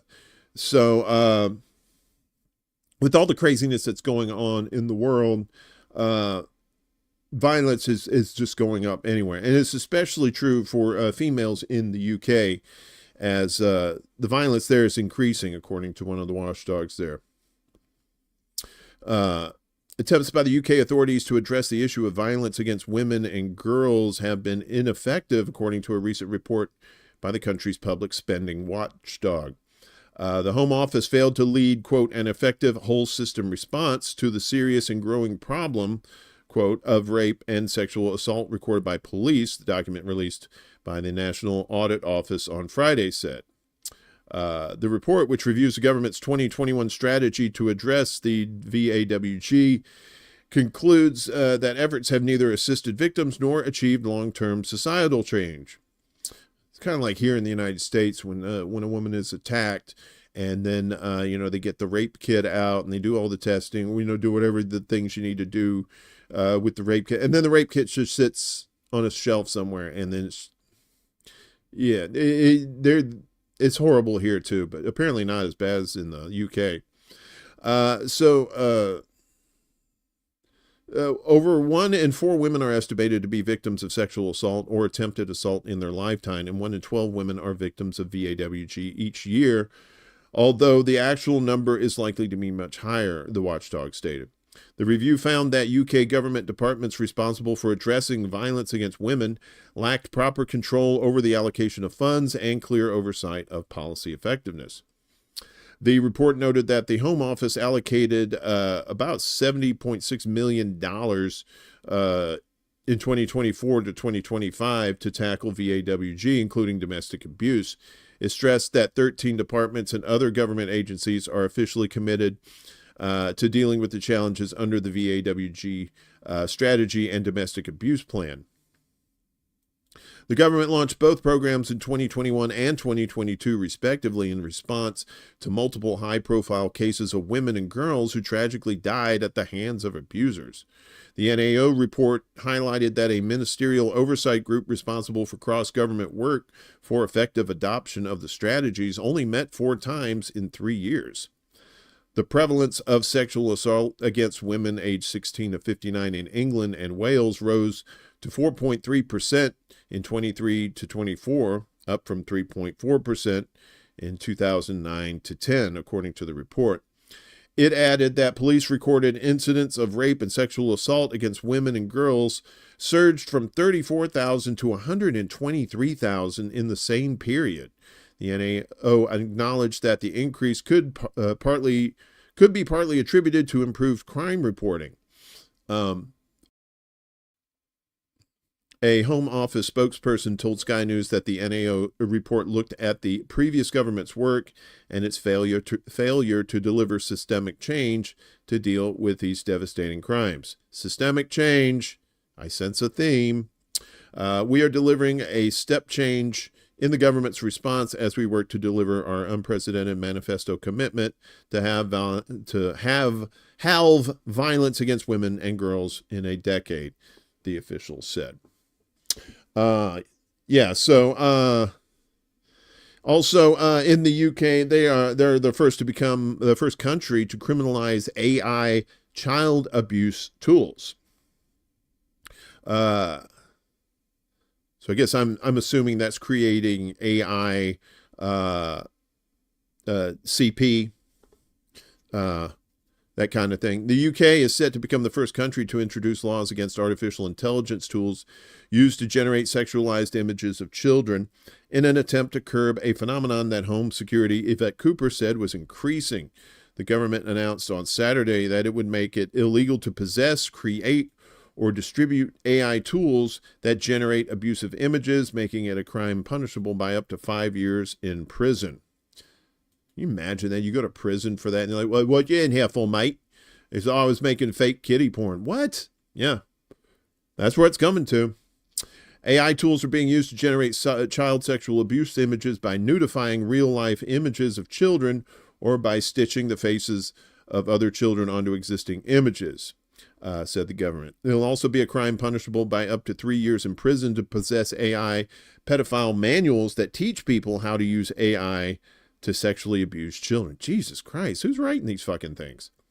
The new laws will also criminalize predators who run websites designed for other pedophiles to share vile sexual abuse content or advise on how to groom children, punishable by up to 10 years in prison, said the government.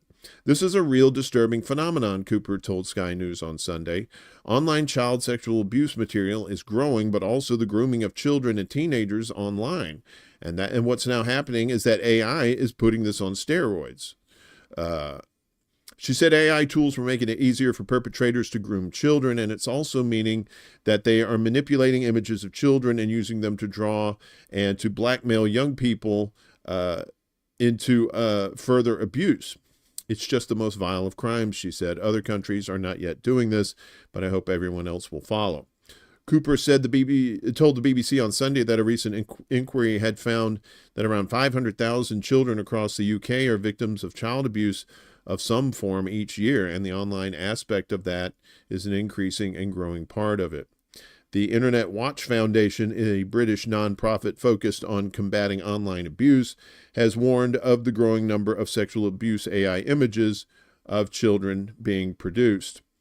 Over a 30-day period in 2024, IWF analysts identified 3,512 AI child abuse images on a single dark web site. The number of the most serious category of images also rose by 10% in a year, it found. This is just disgusting. Yeah. Taking the dark side of everything creative, right? You know, with the AI stuff, a lot of people are praising its uses as, kind of help, as for individuals anyway, kind of helps out people. But that's the thing. Anything good, it can be taken to the dark side, and not just like the child stuff too. I mean, just anything, it's a part of propaganda too. And that's one thing we're going to have to combat in the next few years, because these videos and these images are just going to be so realistic. You're not going to be able to tell them from real life unless you get like some sort of video expert in there who can actually look at the stuff, and it's crazy. So finally, in Newswise, so Belgium, staying in Europe there, as Belgium is set for a new government after months of negotiations. Belgium, there they just call them waffles.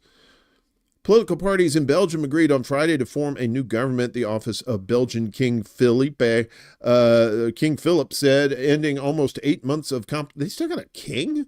Really? Ending almost 8 months of complicated talks that followed the election victory of Flemish Nationalist Party, NVA. NVA leader Bart de Wever, 54, is expected to become prime minister and lead a broad five-party coalition, which also includes Christian Democrats and socialists from the Dutch-speaking north of the country, as well as liberal and centrist parties from the French-speaking south. Sacre bleu. Coalition talks dragged on for months as parties struggled to agree on the budget cuts, tax hikes, and pension reforms. De Wever insisted on to improve the government finances of the Eurozone's sixth largest economy. During almost 32 hours of nonstop negotiations that ran into Friday evening, the parties finally managed to agree on these measures and other sticking points. These included an agreement to increase defense spending in the coming years to the minimum level of 2% of gross domestic product, agreed among NATO countries, and to limit asylum migration, newspaper De Tiged said, citing sources close to the tape. Close to the talks. Tiged. De Wever presented the pact on Friday evening to King Philip, but gave no details to reporters waiting outside the royal palace in Brussels.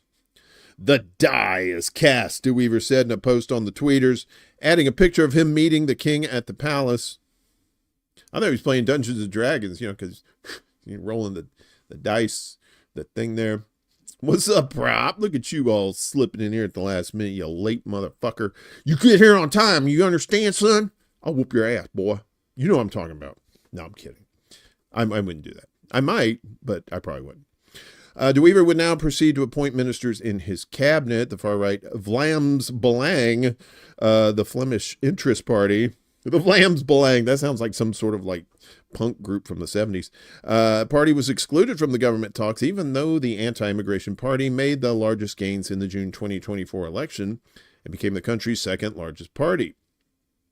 In Belgium, where the federal government is always formed through coalitions, political parties have consistently refused to include Vlaams Belang due to its anti-immigrant and anti-EU stance, as well as its aim to split up the country. And I gotta say is, oh, Black Betty, Vlaams Belang, oh, Black Betty, Vlaams Belang, oh, Black Betty, Vlaams Belang, gonna get Vlaams Belang. That's all the news. We have other stuff, including, you remember, you remember how PBS was just Muppets, and now they're full of shit libs. Yeah, well, now there's going to be an FCC probe into NPR and PBS. And guess what? They don't like it. I figured they wouldn't. They probably wouldn't like that. The sharing of biased and False news has become all too common on social media. More alarming, some media publishing the same thing are true without checking facts first. Unfortunately, some members of the media use their platforms to push their own personal bias and agenda to control exactly what people think. And this is extremely dangerous to our democracy. FCC probe into NPR, PBS denounced as attack on the freedom of press. This is from Common Dreams. Like I said, they do good work, but you have to kind of watch out for the Trump derangement syndrome. It kind of seeps in. U.S. press freedom advocates this week forcefully condemned Republican FCC Chair Brendan Carr's investigation into NPR and PBS that could lead to stripping them of government funding. Dun, dun, dun. But what will Oscar do? Well, Oscar, he'll be fine. He lives in a garbage can. He'll be probably the only one that will be well off. If they weren't ringing already, alarm bells should be going off loudly, said Tim Richardson, program director for journalism and disinformation at PEN America, in a Thursday statement. By using its investigatory powers, the FCC chair is clearly undertaking an effort to bully and intimidate independent journalism. It's not independent journalism, that's government journalism, which is a hallmark of authoritarian regimes where the democracy is under siege. Yes, it's public funded, but that doesn't mean it's public run. Okay, that's okay. The Trump administration is clearly embracing such tactics and putting independent media at risk by undermining accountability of elected leaders and risking a less informed public, Richardson added. We call on the FCC to dispense with such politically motivated investigations. Jenna Leventoff, senior policy counsel at the ACLU, was similarly critical, saying that the commission should not bring frivolous investigations into media outlets simply because they do not like their coverage. Investigations like this can chill coverage and threaten the independence of the press, making it harder to hold the government accountable and keep us all informed. See, that's how the Republicans censor. They say, no, we're not censoring. We're just getting rid of misinformation. But that's what the Democrats do too. It's all kind of the same thing. Come on, what is going on with this fucking shit? Free Press co-CEO Craig Aaron declared that his seat as FCC chairman is barely warm, but Brendan Carr is already abusing his power and harassing public broadcasters with a sham investigation designed to scare journalists into silence. This is all part of Carr's far-right Project 2025 inspired agenda. Project 2025. When is that supposed to start? We're already in 2025. Did it already start? I thought it started last year. This bogus investigation is an attack on the freedom of the press and a bungling attempt to bash public broadcasters and further weaken their resolve to question the extremism, corruption, and cruelty of the Trump administration, Aaron warned. This unjustified investigation isn't based on any genuine concern about whether there's too much advertising on public media. It's a blatant attempt to undermine independent, rigorous reporting on the Trump administration. Carr may not like the public media, and that's no surprise given that he isn't a fan of journalism that holds public officials and billionaires accountable. And this is in so many other areas under his purview. Chairman Carr is far out of step with the American public and their needs, he continued. Communities all across the country rely on their local public radio and TV stations to provide trustworthy news reporting and a diversity of opinions. At the local level, yes. Your local state public radio. I would say there's probably some corruption there, but not nearly like there is at NPR. In every survey, the American public indicates it wants more support for public and community media, not less. Aaron added that in a healthy democracy, we would be investing enough in our public media system that wouldn't need to seek any corporate underwriting. Unfortunately, Carr's cronies in Congress and the big media barons they serve have insisted for decades to try to zero out funding for public media. They have repeatedly failed because millions of viewers and listeners oppose them. But I'm not quite sure how many kids, like young people these days, are listening to NPR and PBS, so I don't know how much support they're going to have in the future, but, Carr, who President Trump first appointed to the FCC in 2017 and recently elevated to chair after he contributed to the Heritage Foundation-led Project 2025, announced the probe in a Wednesday letter to NPR President and CEO Catherine Maher and PBS President and CEO Paula Kerger. I'm concerned that NPR and PBS broadcasts could be violating federal law by airing commercials, Carr wrote. I have asked the FCC's Enforcement Bureau, with assistance from the FCC's Media Bureau, to initiate an investigation into the underwriting announcements and related policies of NPR, PBS, and their broadcast member stations. The chair added, I will be providing a copy of this letter to relevant members of Congress because I believe this FCC investigation may prove relevant to an ongoing legislative debate. In particular, Congress is actively considering whether to stop requiring taxpayers to subsidize NPR and PBS programming. For my own part, I do not see a reason why Congress should continue sending taxpayer dollars to NPR and PBS, given the changes in the media marketplace since the passage of the Public Broadcasting Act of 1967. To the extent that these taxpayer dollars are being used to support a for-profit endeavor or an entity that is airing commercial advertisements, then that would further undermine any case for continuing to fund NPR and PBS with taxpayer dollars. Some federal lawmakers have already responded on social media. Senator Ed Markey out of Massachusetts said that the letter from Chairman Carr announcing a new FCC investigation into NPR and PBS member station is baseless. He cites no evidence at all. Instead, this investigation is a dangerous attack on public media and local journalism. Representative Doris Matsui out of California said that public television and radio are essential for their local communities. The FCC must not be weaponized to intimidate and silence broadcast media. We should be supporting, not undermining, their contributions to journalism and the marketplace of ideas. The two Democratic members of the FCC have also responded critically to Carr's move. Commissioner Ann Gomez said that this appears to be yet another administration effort to weaponize the power of the FCC. The FCC has no business intimidating and silencing broadcast media. The corporate one, anyway. Commissioner Jeffrey Stark said that public television and radio stations play a significant role in our media ecosystem. Any attempt to intimidate these local media outlets is a threat to the free flow of information and the marketplace of ideas. The announcement of this investigation gives me serious concern. Maher said in a statement that NPR programming and underwriting messaging complies with federal regulations, including the FCC guidelines on underwriting messages for non-commercial educational broadcasters, and member stations are expected to be in compliance as well. We're confident any review of our programming and underwriting practices will confirm NPR's adherence to these rules, she added. We've worked for decades with the FCC in support of non-commercial education broadcasters who provide essential information, educational programming, and emergency alerts to local communities across the United States. In a statement to NPR media correspondent David Folkenflik, there's a nice name. That sounds like something out of The Lord of the Rings. Oh, Folkenflik! Who reported on the probe, Kerger said that PBS is proud of the non-commercial educational program we provide to all Americans through our member stations. We work diligently to comply with the FCC's underwriting regulations and welcome the opportunity to demonstrate that to the commission. Meanwhile, CBS is going to provide an unedited version of the Harris word salad interview. Remember that? And then I had this thing, and there were onions, and then I boarded this ship, and then we went to Mars.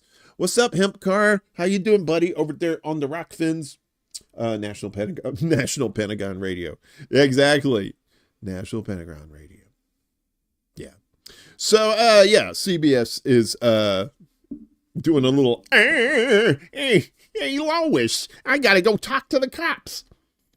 All right, so, and this is her fucking Joker looking ass face. CBS News has agreed to provide the FCC with the unedited version of a controversial interview with former Democratic presidential nominee Kamala Harris. The broadcast is at the center of U.S. President Donald Trump's $10 billion lawsuit alleging that the network deceptively edited footage to benefit Harris in the run-up to the 2024 election. The scandal erupted in October when CBS aired two versions of the interview with Harris. A preview version that aired on Face the Nation included a question about the Middle East conflict, to which Harris gave a long and convoluted answer. The other full-length version, shown on 60 Minutes, featured a much clearer and more concise answer. Still didn't help. Just days ahead of the election, Trump lodged a $10 billion lawsuit against CBS, calling the interview word salad and accusing the network of deceitful, deceptive manipulation of news. The action also claims that CBS tried to tip the scales in favor of the Democratic Party. On Wednesday, as part of the legal proceedings, the FCC under Trump appointee Brendan Carr sent a letter to CBS requesting the full unedited transcript and camera feeds of the Harris interview. On Friday, CBS agreed to hand over the data, stating, "We're working to comply with that inquiry as we are legally compelled to do." They're not excited about it, but they'll do it because they legally have to do it. The network has admitted that it edited the Harris interview, but dismissed claims that it attempted to doctor it. Same question, same answer, but a different portion of the response. When we edit any interview, whether a politician, an athlete, a movie star, we strive to be clear, accurate, and on point. No, you're trying to nibble it down to a 30-second or 15-second soundbite that doesn't tell the whole story. However, the New York Times reported on Thursday, citing sources, that CBS's parent company, Paramount Global, is discussing a potential lawsuit settlement with Trump's legal team. Some executives reportedly believe that the deal could improve the chances of obtaining regulatory approval for Paramount's planned merger with Skydance Media, which falls under the FCC's purview.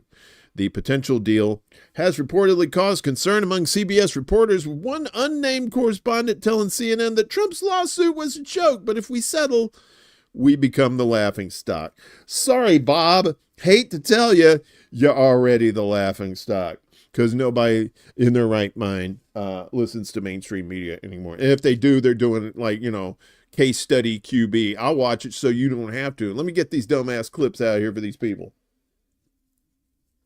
Yeah, he does good work. I couldn't do what Case Study does. That is just way too much shit to wade through. Meanwhile, across the lake here, the University of Michigan has suspended a pro-Palestinian group for 2 years. Why? We'll tell you why.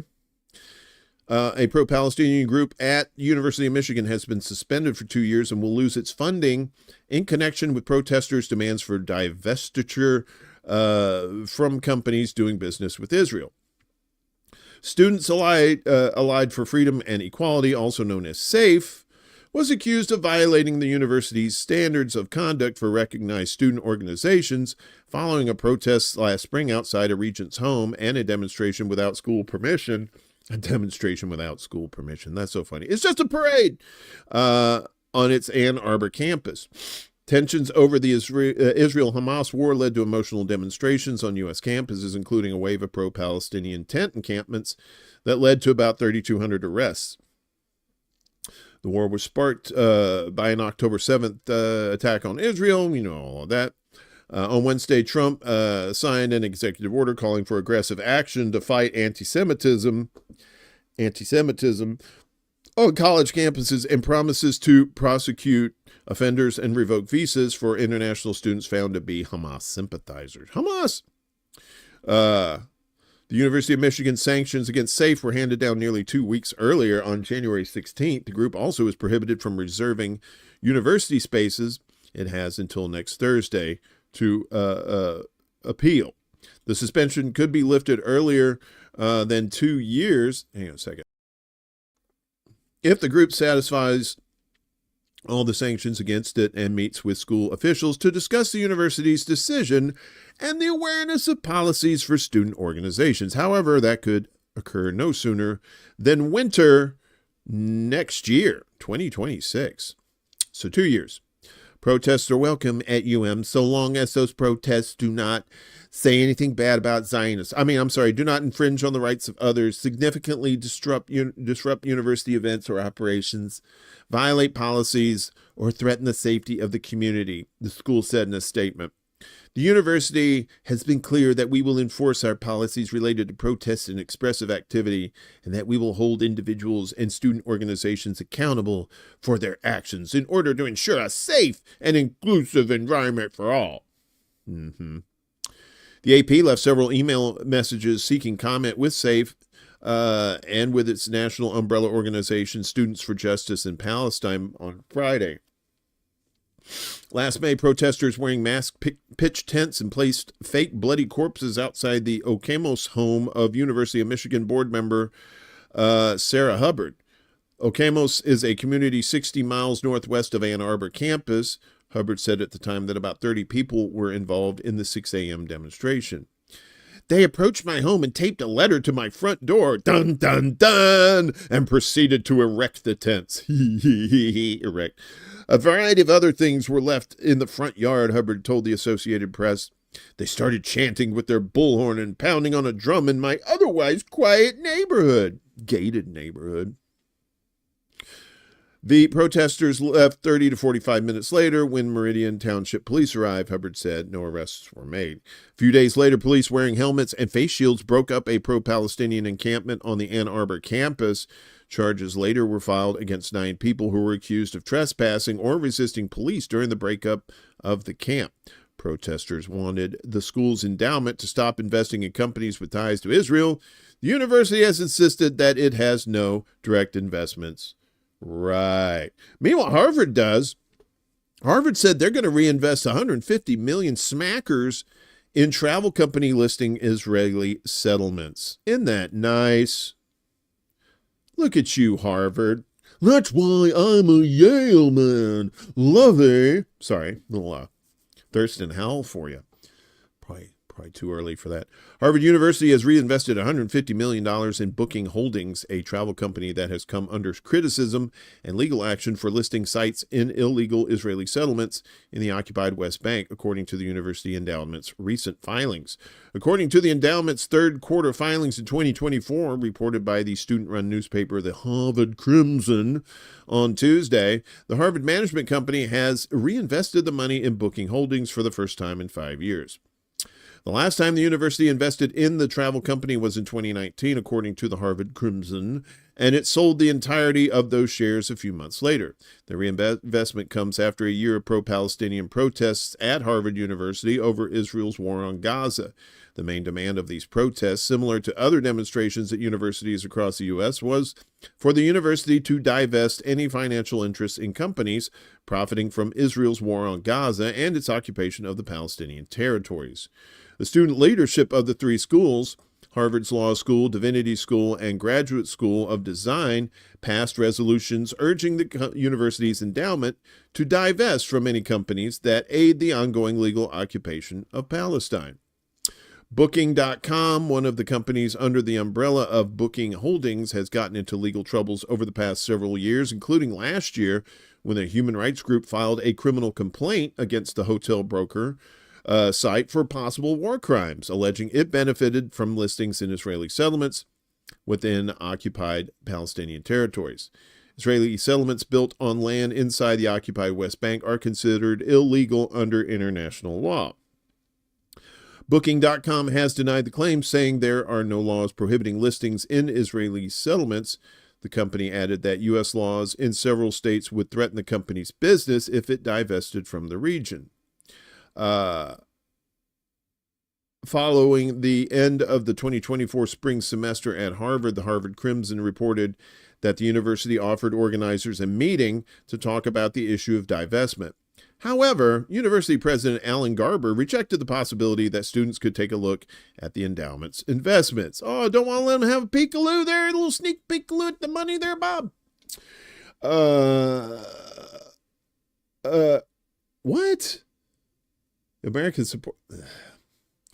Earlier this month, Harvard agreed to accept the controversial International Holocaust Remembrance Alliance's definition of anti-Semitism after settling a lawsuit from Jewish students who accused other students of harassment during the pro-Palestine protests last year. Harvard also said it would provide training on combating anti-Semitism and that its Office for Community Conduct would incorporate the IHRA definition when reviewing complaints of discrimination. The move by Harvard follows other similar measures implemented by leading U.S. universities to prevent any criticism of Zionism. In August last year, NYU declared Zionists a protected class. Just like corporations are people, folks, Zionists are a protected class. In more ways than one are they a protected class. Over the past academic year, schools have adopted more forceful measures aimed at curbing any protests against Israel, including issuing new speech guidelines and incorporating surveillance tactics against student organizers. That's not creepy as fuck at all. The Trump administration has meanwhile threatened to deport international students who've been involved in pro-Palestinian actions on campus.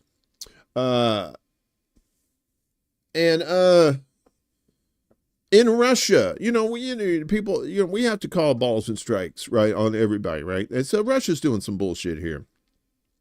As a woman was fined $500 for promoting a child-free lifestyle. Okay, so that's one of the things I don't like about Russia. The weed thing too, that weed's illegal there. That's just stupid. Come on, Russia, get your shit together. It's a big ass country. Just give the stoners give them Tibet or something. Let them hang out with the monks, man. All right, free Tibet. A 29-year-old, maybe that's Chinese. I don't know. I'm not a map guy. A 29-year-old woman in Sevastopol has been fined 50,000 rubles, or about $500 American, for promoting a child-free lifestyle on social media, according to a statement by local police on Friday. It's the first penalty imposed under Russia's recent ban on propaganda of childlessness. Was it? Somebody's been watching that movie, Children of Men. Children of Men, that's a good movie, too. If you haven't seen that, it's really good. According to the authorities, the woman shared misanthropic posts on social media, including statements favoring a carefree life over childbearing. Dun, dun, dun. The lady doesn't want to ruin her life with kids, so they're fining her $500 for celebrating that fact. Despite recent legal changes, she did not remove these posts, prompting a fine under the Russian Code of Administrative Offenses, the police said. In November, Russian lawmakers passed legislation banning the promotion of voluntary childlessness, aiming to boost the country's declining birth rate. The law prohibits disseminating information that encourages people not to have children, with fines reaching 400,000 rubles for individuals and up to 5 million rubles for organizations. The measure follows the government's stated intent to promote traditional family values. Vladdy Daddy has emphasized the importance of increasing the birth rate. If we want to preserve ourselves as an ethnic group or as ethnic groups inhabiting Russia, there should be at least 2 children. To expand and develop, we need at least 3 children, he said last year. Well, see, okay, this is what you do, Vlad. You call China, who has the 2-child limit. You say, look, Xi, you have extra babies. Send them to Russia. You send extra baby to Russia. Vladdy Daddy, take care of baby. All babies. See, there you go. Then you don't have to worry about the overpopulation of China. And then you don't have to worry about the underpopulation in Russia. It just the Russians are just going to start looking a little different. That's all. Kremlin spokesperson Dmitry Peskov has labeled the low birth rates in Russia a catastrophe. And Nina Ostanina, really? Nina Ostanina? An MP for the Communist Party suggested a special demographic operation to address the issue. According to preliminary data from Rosstat, Russia's Federal State Statistics Service, as of January 1st, the country's population stood at 146,228,325, reflecting a 0.8% decrease over the past year. These figures exclude data from the Donetsk and Lugansk People's Republics, Zaporozhye and Kherson regions, the formerly Ukrainian regions that joined Russia in the fall of 2022, the agency said. So making babies. Vladdy Daddy said, don't you be talking that shit about not having kids. Y'all better start squirting them babies out. You better start shitting out them kids. Come on now. Finally, dozens of WhatsApp users have been targeted by Israeli spyware. So if you're one of those kids who likes the WhatsApp, watch out. BB's on there. BB's watching you masturbate. Israeli spyware company Paragon Solutions has attempted to hack dozens of WhatsApp users, an official from the popular Meta chat service told Reuters on January 31st. The official said that WhatsApp has sent the Israeli spyware company a cease and desist letter following the targeting of users. The WhatsApp official revealed that the chat service detected attempts to hack around 90 users, declining to say who was targeted and where. A number of them were journalists and civil society figures. He did not reveal how WhatsApp determined that Paragon Solutions was behind the hacking, saying only that his company was informed by law enforcement and industry partners. WhatsApp has disrupted the hacking attempts, the officials told Reuters. The chat service said in a statement that it will continue to protect people's ability to communicate privately. The Israeli spyware firm has refrained from commenting. Well, yeah, I would imagine so. The hacking attempt was not the first Israeli spyware attack on WhatsApp users. In December, Meta won a ruling against Israel's NSO group, which made the infamous Pegasus spyware after a California judge ruled that Israeli company sent malicious software into over 1,000 phones. Israeli spyware companies have been implicated in numerous hacking operations. In February last year, an investigation conducted by the Access Now Internet Advocacy Group, the Citizen Lab Rights Group, and others revealed that Pegasus spyware targeted dozens of Jordanians. Among those targeted were journalists, activists, and lawyers. We believe this is just the tip of the iceberg when it comes to the use of Pegasus spyware in Jordan, and that the true number of victims is likely much higher, Access Now said at the time. In 2022, Lama Faki, director of Beirut-based Human Rights Watch, revealed that she had been targeted by Pegasus spyware. That year, Amnesty International revealed that the cell phones and personal computers of several Bahraini human rights activists were infected with the same spyware. While Meta has been a victim of Israel's notorious spyware, it has not held back from serving Tel Aviv's interests by censoring pro-Palestine content on its platforms. On August 16th last year, Meta permanently banned the Cradle, what this story is coming from its social media platforms for allegedly violating community guidelines by praising terrorist organizations and engaging in incitement to violence. Yeah. So, with the TikTok ban and now, with all this stuff trying to get into the WhatsApp, they know the kids are using these messenger programs. What's up, Frank? Good to see you. And we got Steve Wolfbrand in the house too. Good to see you boys. Hope you're doing well. So, and that's, why do you think they're trying to keep the kids from getting all this information? You think it's to protect the kids? Fuck no, it ain't to protect no kids. It's to keep the kids from getting educated and then growing up and taking office and start changing shit, because they don't want the kids to do that. They want the kids to know the exact same shit, do the exact same shit that their parents did, and keep that, generational fuckery going. So, all right, finally, this morning, guys and gals and all our other pals, yesterday, February 2nd, is Groundhog's Day, right? So normally you have people, you have these critters, like the most famous one is Punxsutawney Phil, right? This groundhog, you know, they got a whole movie about him. He comes out, if he sees a shadow, 6 more weeks of winter. If he doesn't see a shadow, I guess early spring. I don't know. And how do you even know he looks at his fucking shadow? That's what I want to know. Were they just sitting there going, first off, these groundhogs come out, they smell their own ass, and then they're just looking around to see if somebody left some food. They don't give a fuck about shadows. But anyway, we're going north of the border here to our boy Props country up there, going up there to Canada and checking out some of these. So you got, who do you got here? Let me see. So in this first clip, we have from Ontario, Nova Scotia, and Quebec. But then we throw on some Punxsutawney Phil at the end there. So first up is going to be Weorton Willie out of Ontario. And then you have Shubenacadie Sam out of Nova Scotia. Lucy the Lobster. See, there's a lobster in here too.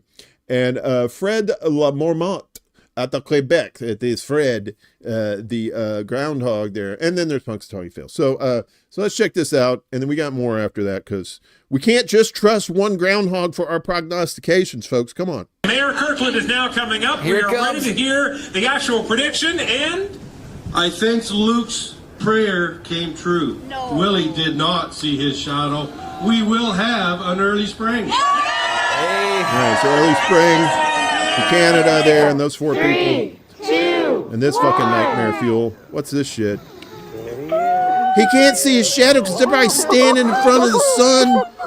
Fucking Canadians, except you, bro. You're all right. Well, not surprisingly, Sam seems to want to get back inside. So this is they should give him like a blanket. I don't think that we Sam. can necessarily suggest that they're not seeing their shadow because of the people standing in the way of the sun. So I think we're going to have to say that Sam saw their shadow. Yay! How do you know he saw the shadow? It's such bullshit. It's Groundhog Day, 1-1. and maybe life is on a loop. But I miss my burrow. I miss my coop.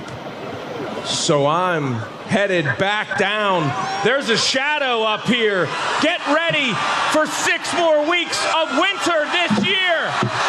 That's Punxsutawney Phil. She is in her beauty. There's the lobster. She's gorgeous. What do we think? She's stunning. And That's Lucy. I don't want to disappoint, but I think you guys might need your long john. It is definitely seeing her shadow. We're going to have 6 How the more fuck weeks is- officially. 6 more weeks of wonderful winter. This is such... There he is, Quebec. What do you say? La prédiction de Fred. Va être hâtif. Ouais. On va avoir un printemps hâtif. I think it's an early spring. I know how that shit works. All right, we got more because, you know, I want to torture you. So this next one is our boy. I had to put some Southern flavor in here. This is General Beauregard Lee down now in Atlanta, Hotlanta. And this is him. Is he gonna see his shadow? I guarantee. So there he is. He's walking around. This little bastard right over here.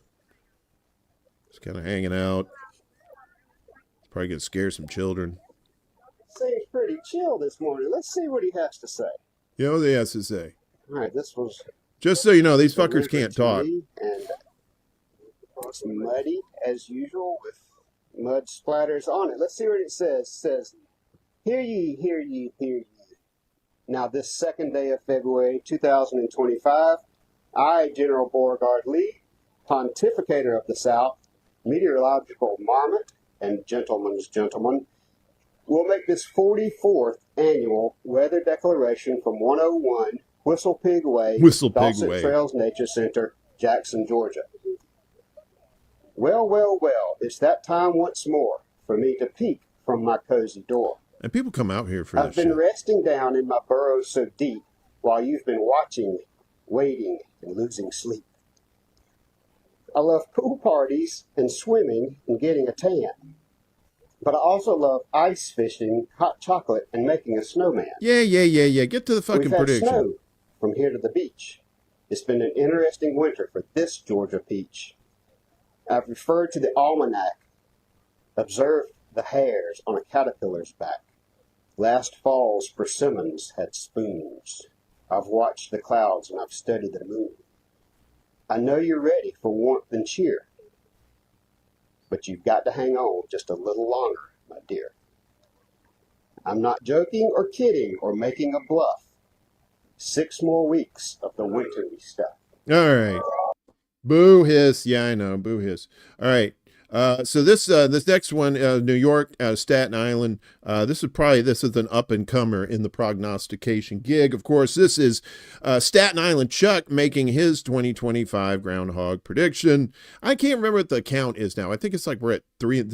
Half of it's like early spring. Half of it's like 6 more weeks. I don't know what the fuck is going on here, but let's check this out. This is Staten Island Chuck. We've got John Elliott right now at the Staten Island Zoo. We believe Chuck just made his prediction. John, can you hear us? What was the decision there? This is very exciting. They just seconds ago announced exciting. Staten Island Chuck, but you can't coerce Staten Island Chuck.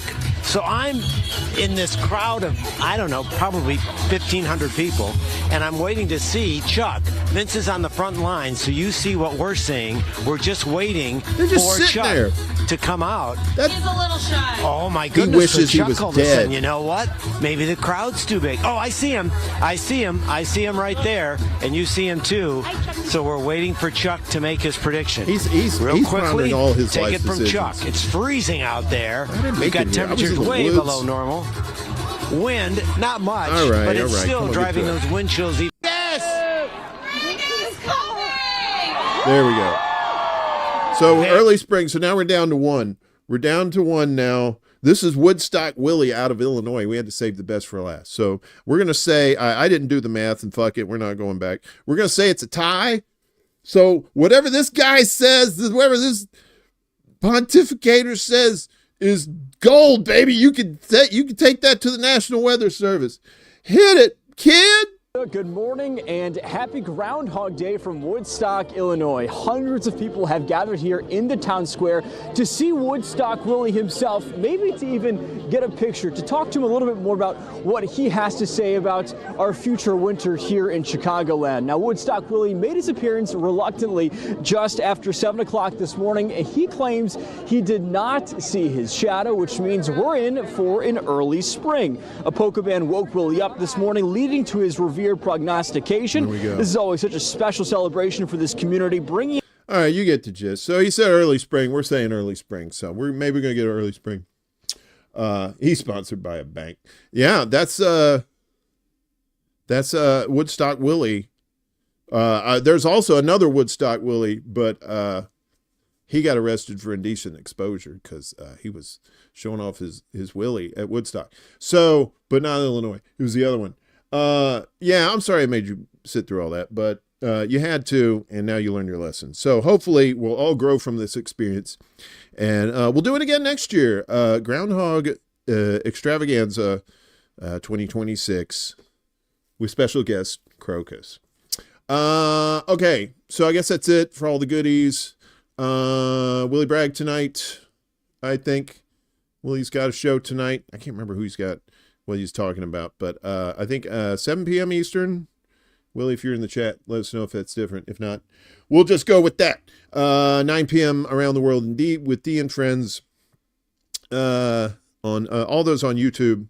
And, of course, our buddy Kevin over at Black Bear News, I think around 2 p.m. Eastern, he'll be doing Black Bear News.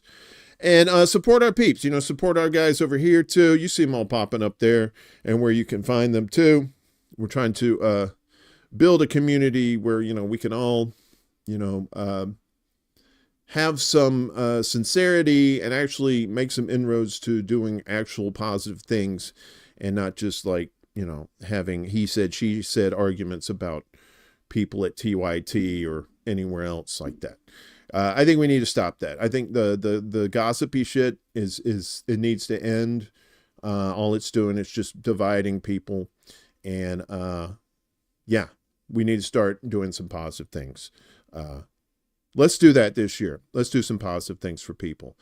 I think it would be a good thing. So, yeah, if you liked what you heard, if you're new, if you could like, share, and subscribe, that'd be cool. We appreciate it. We have donation links down below. If you want to become a Patreon member, you can do it for $1 a week. We put your name and lights at the top of the show there.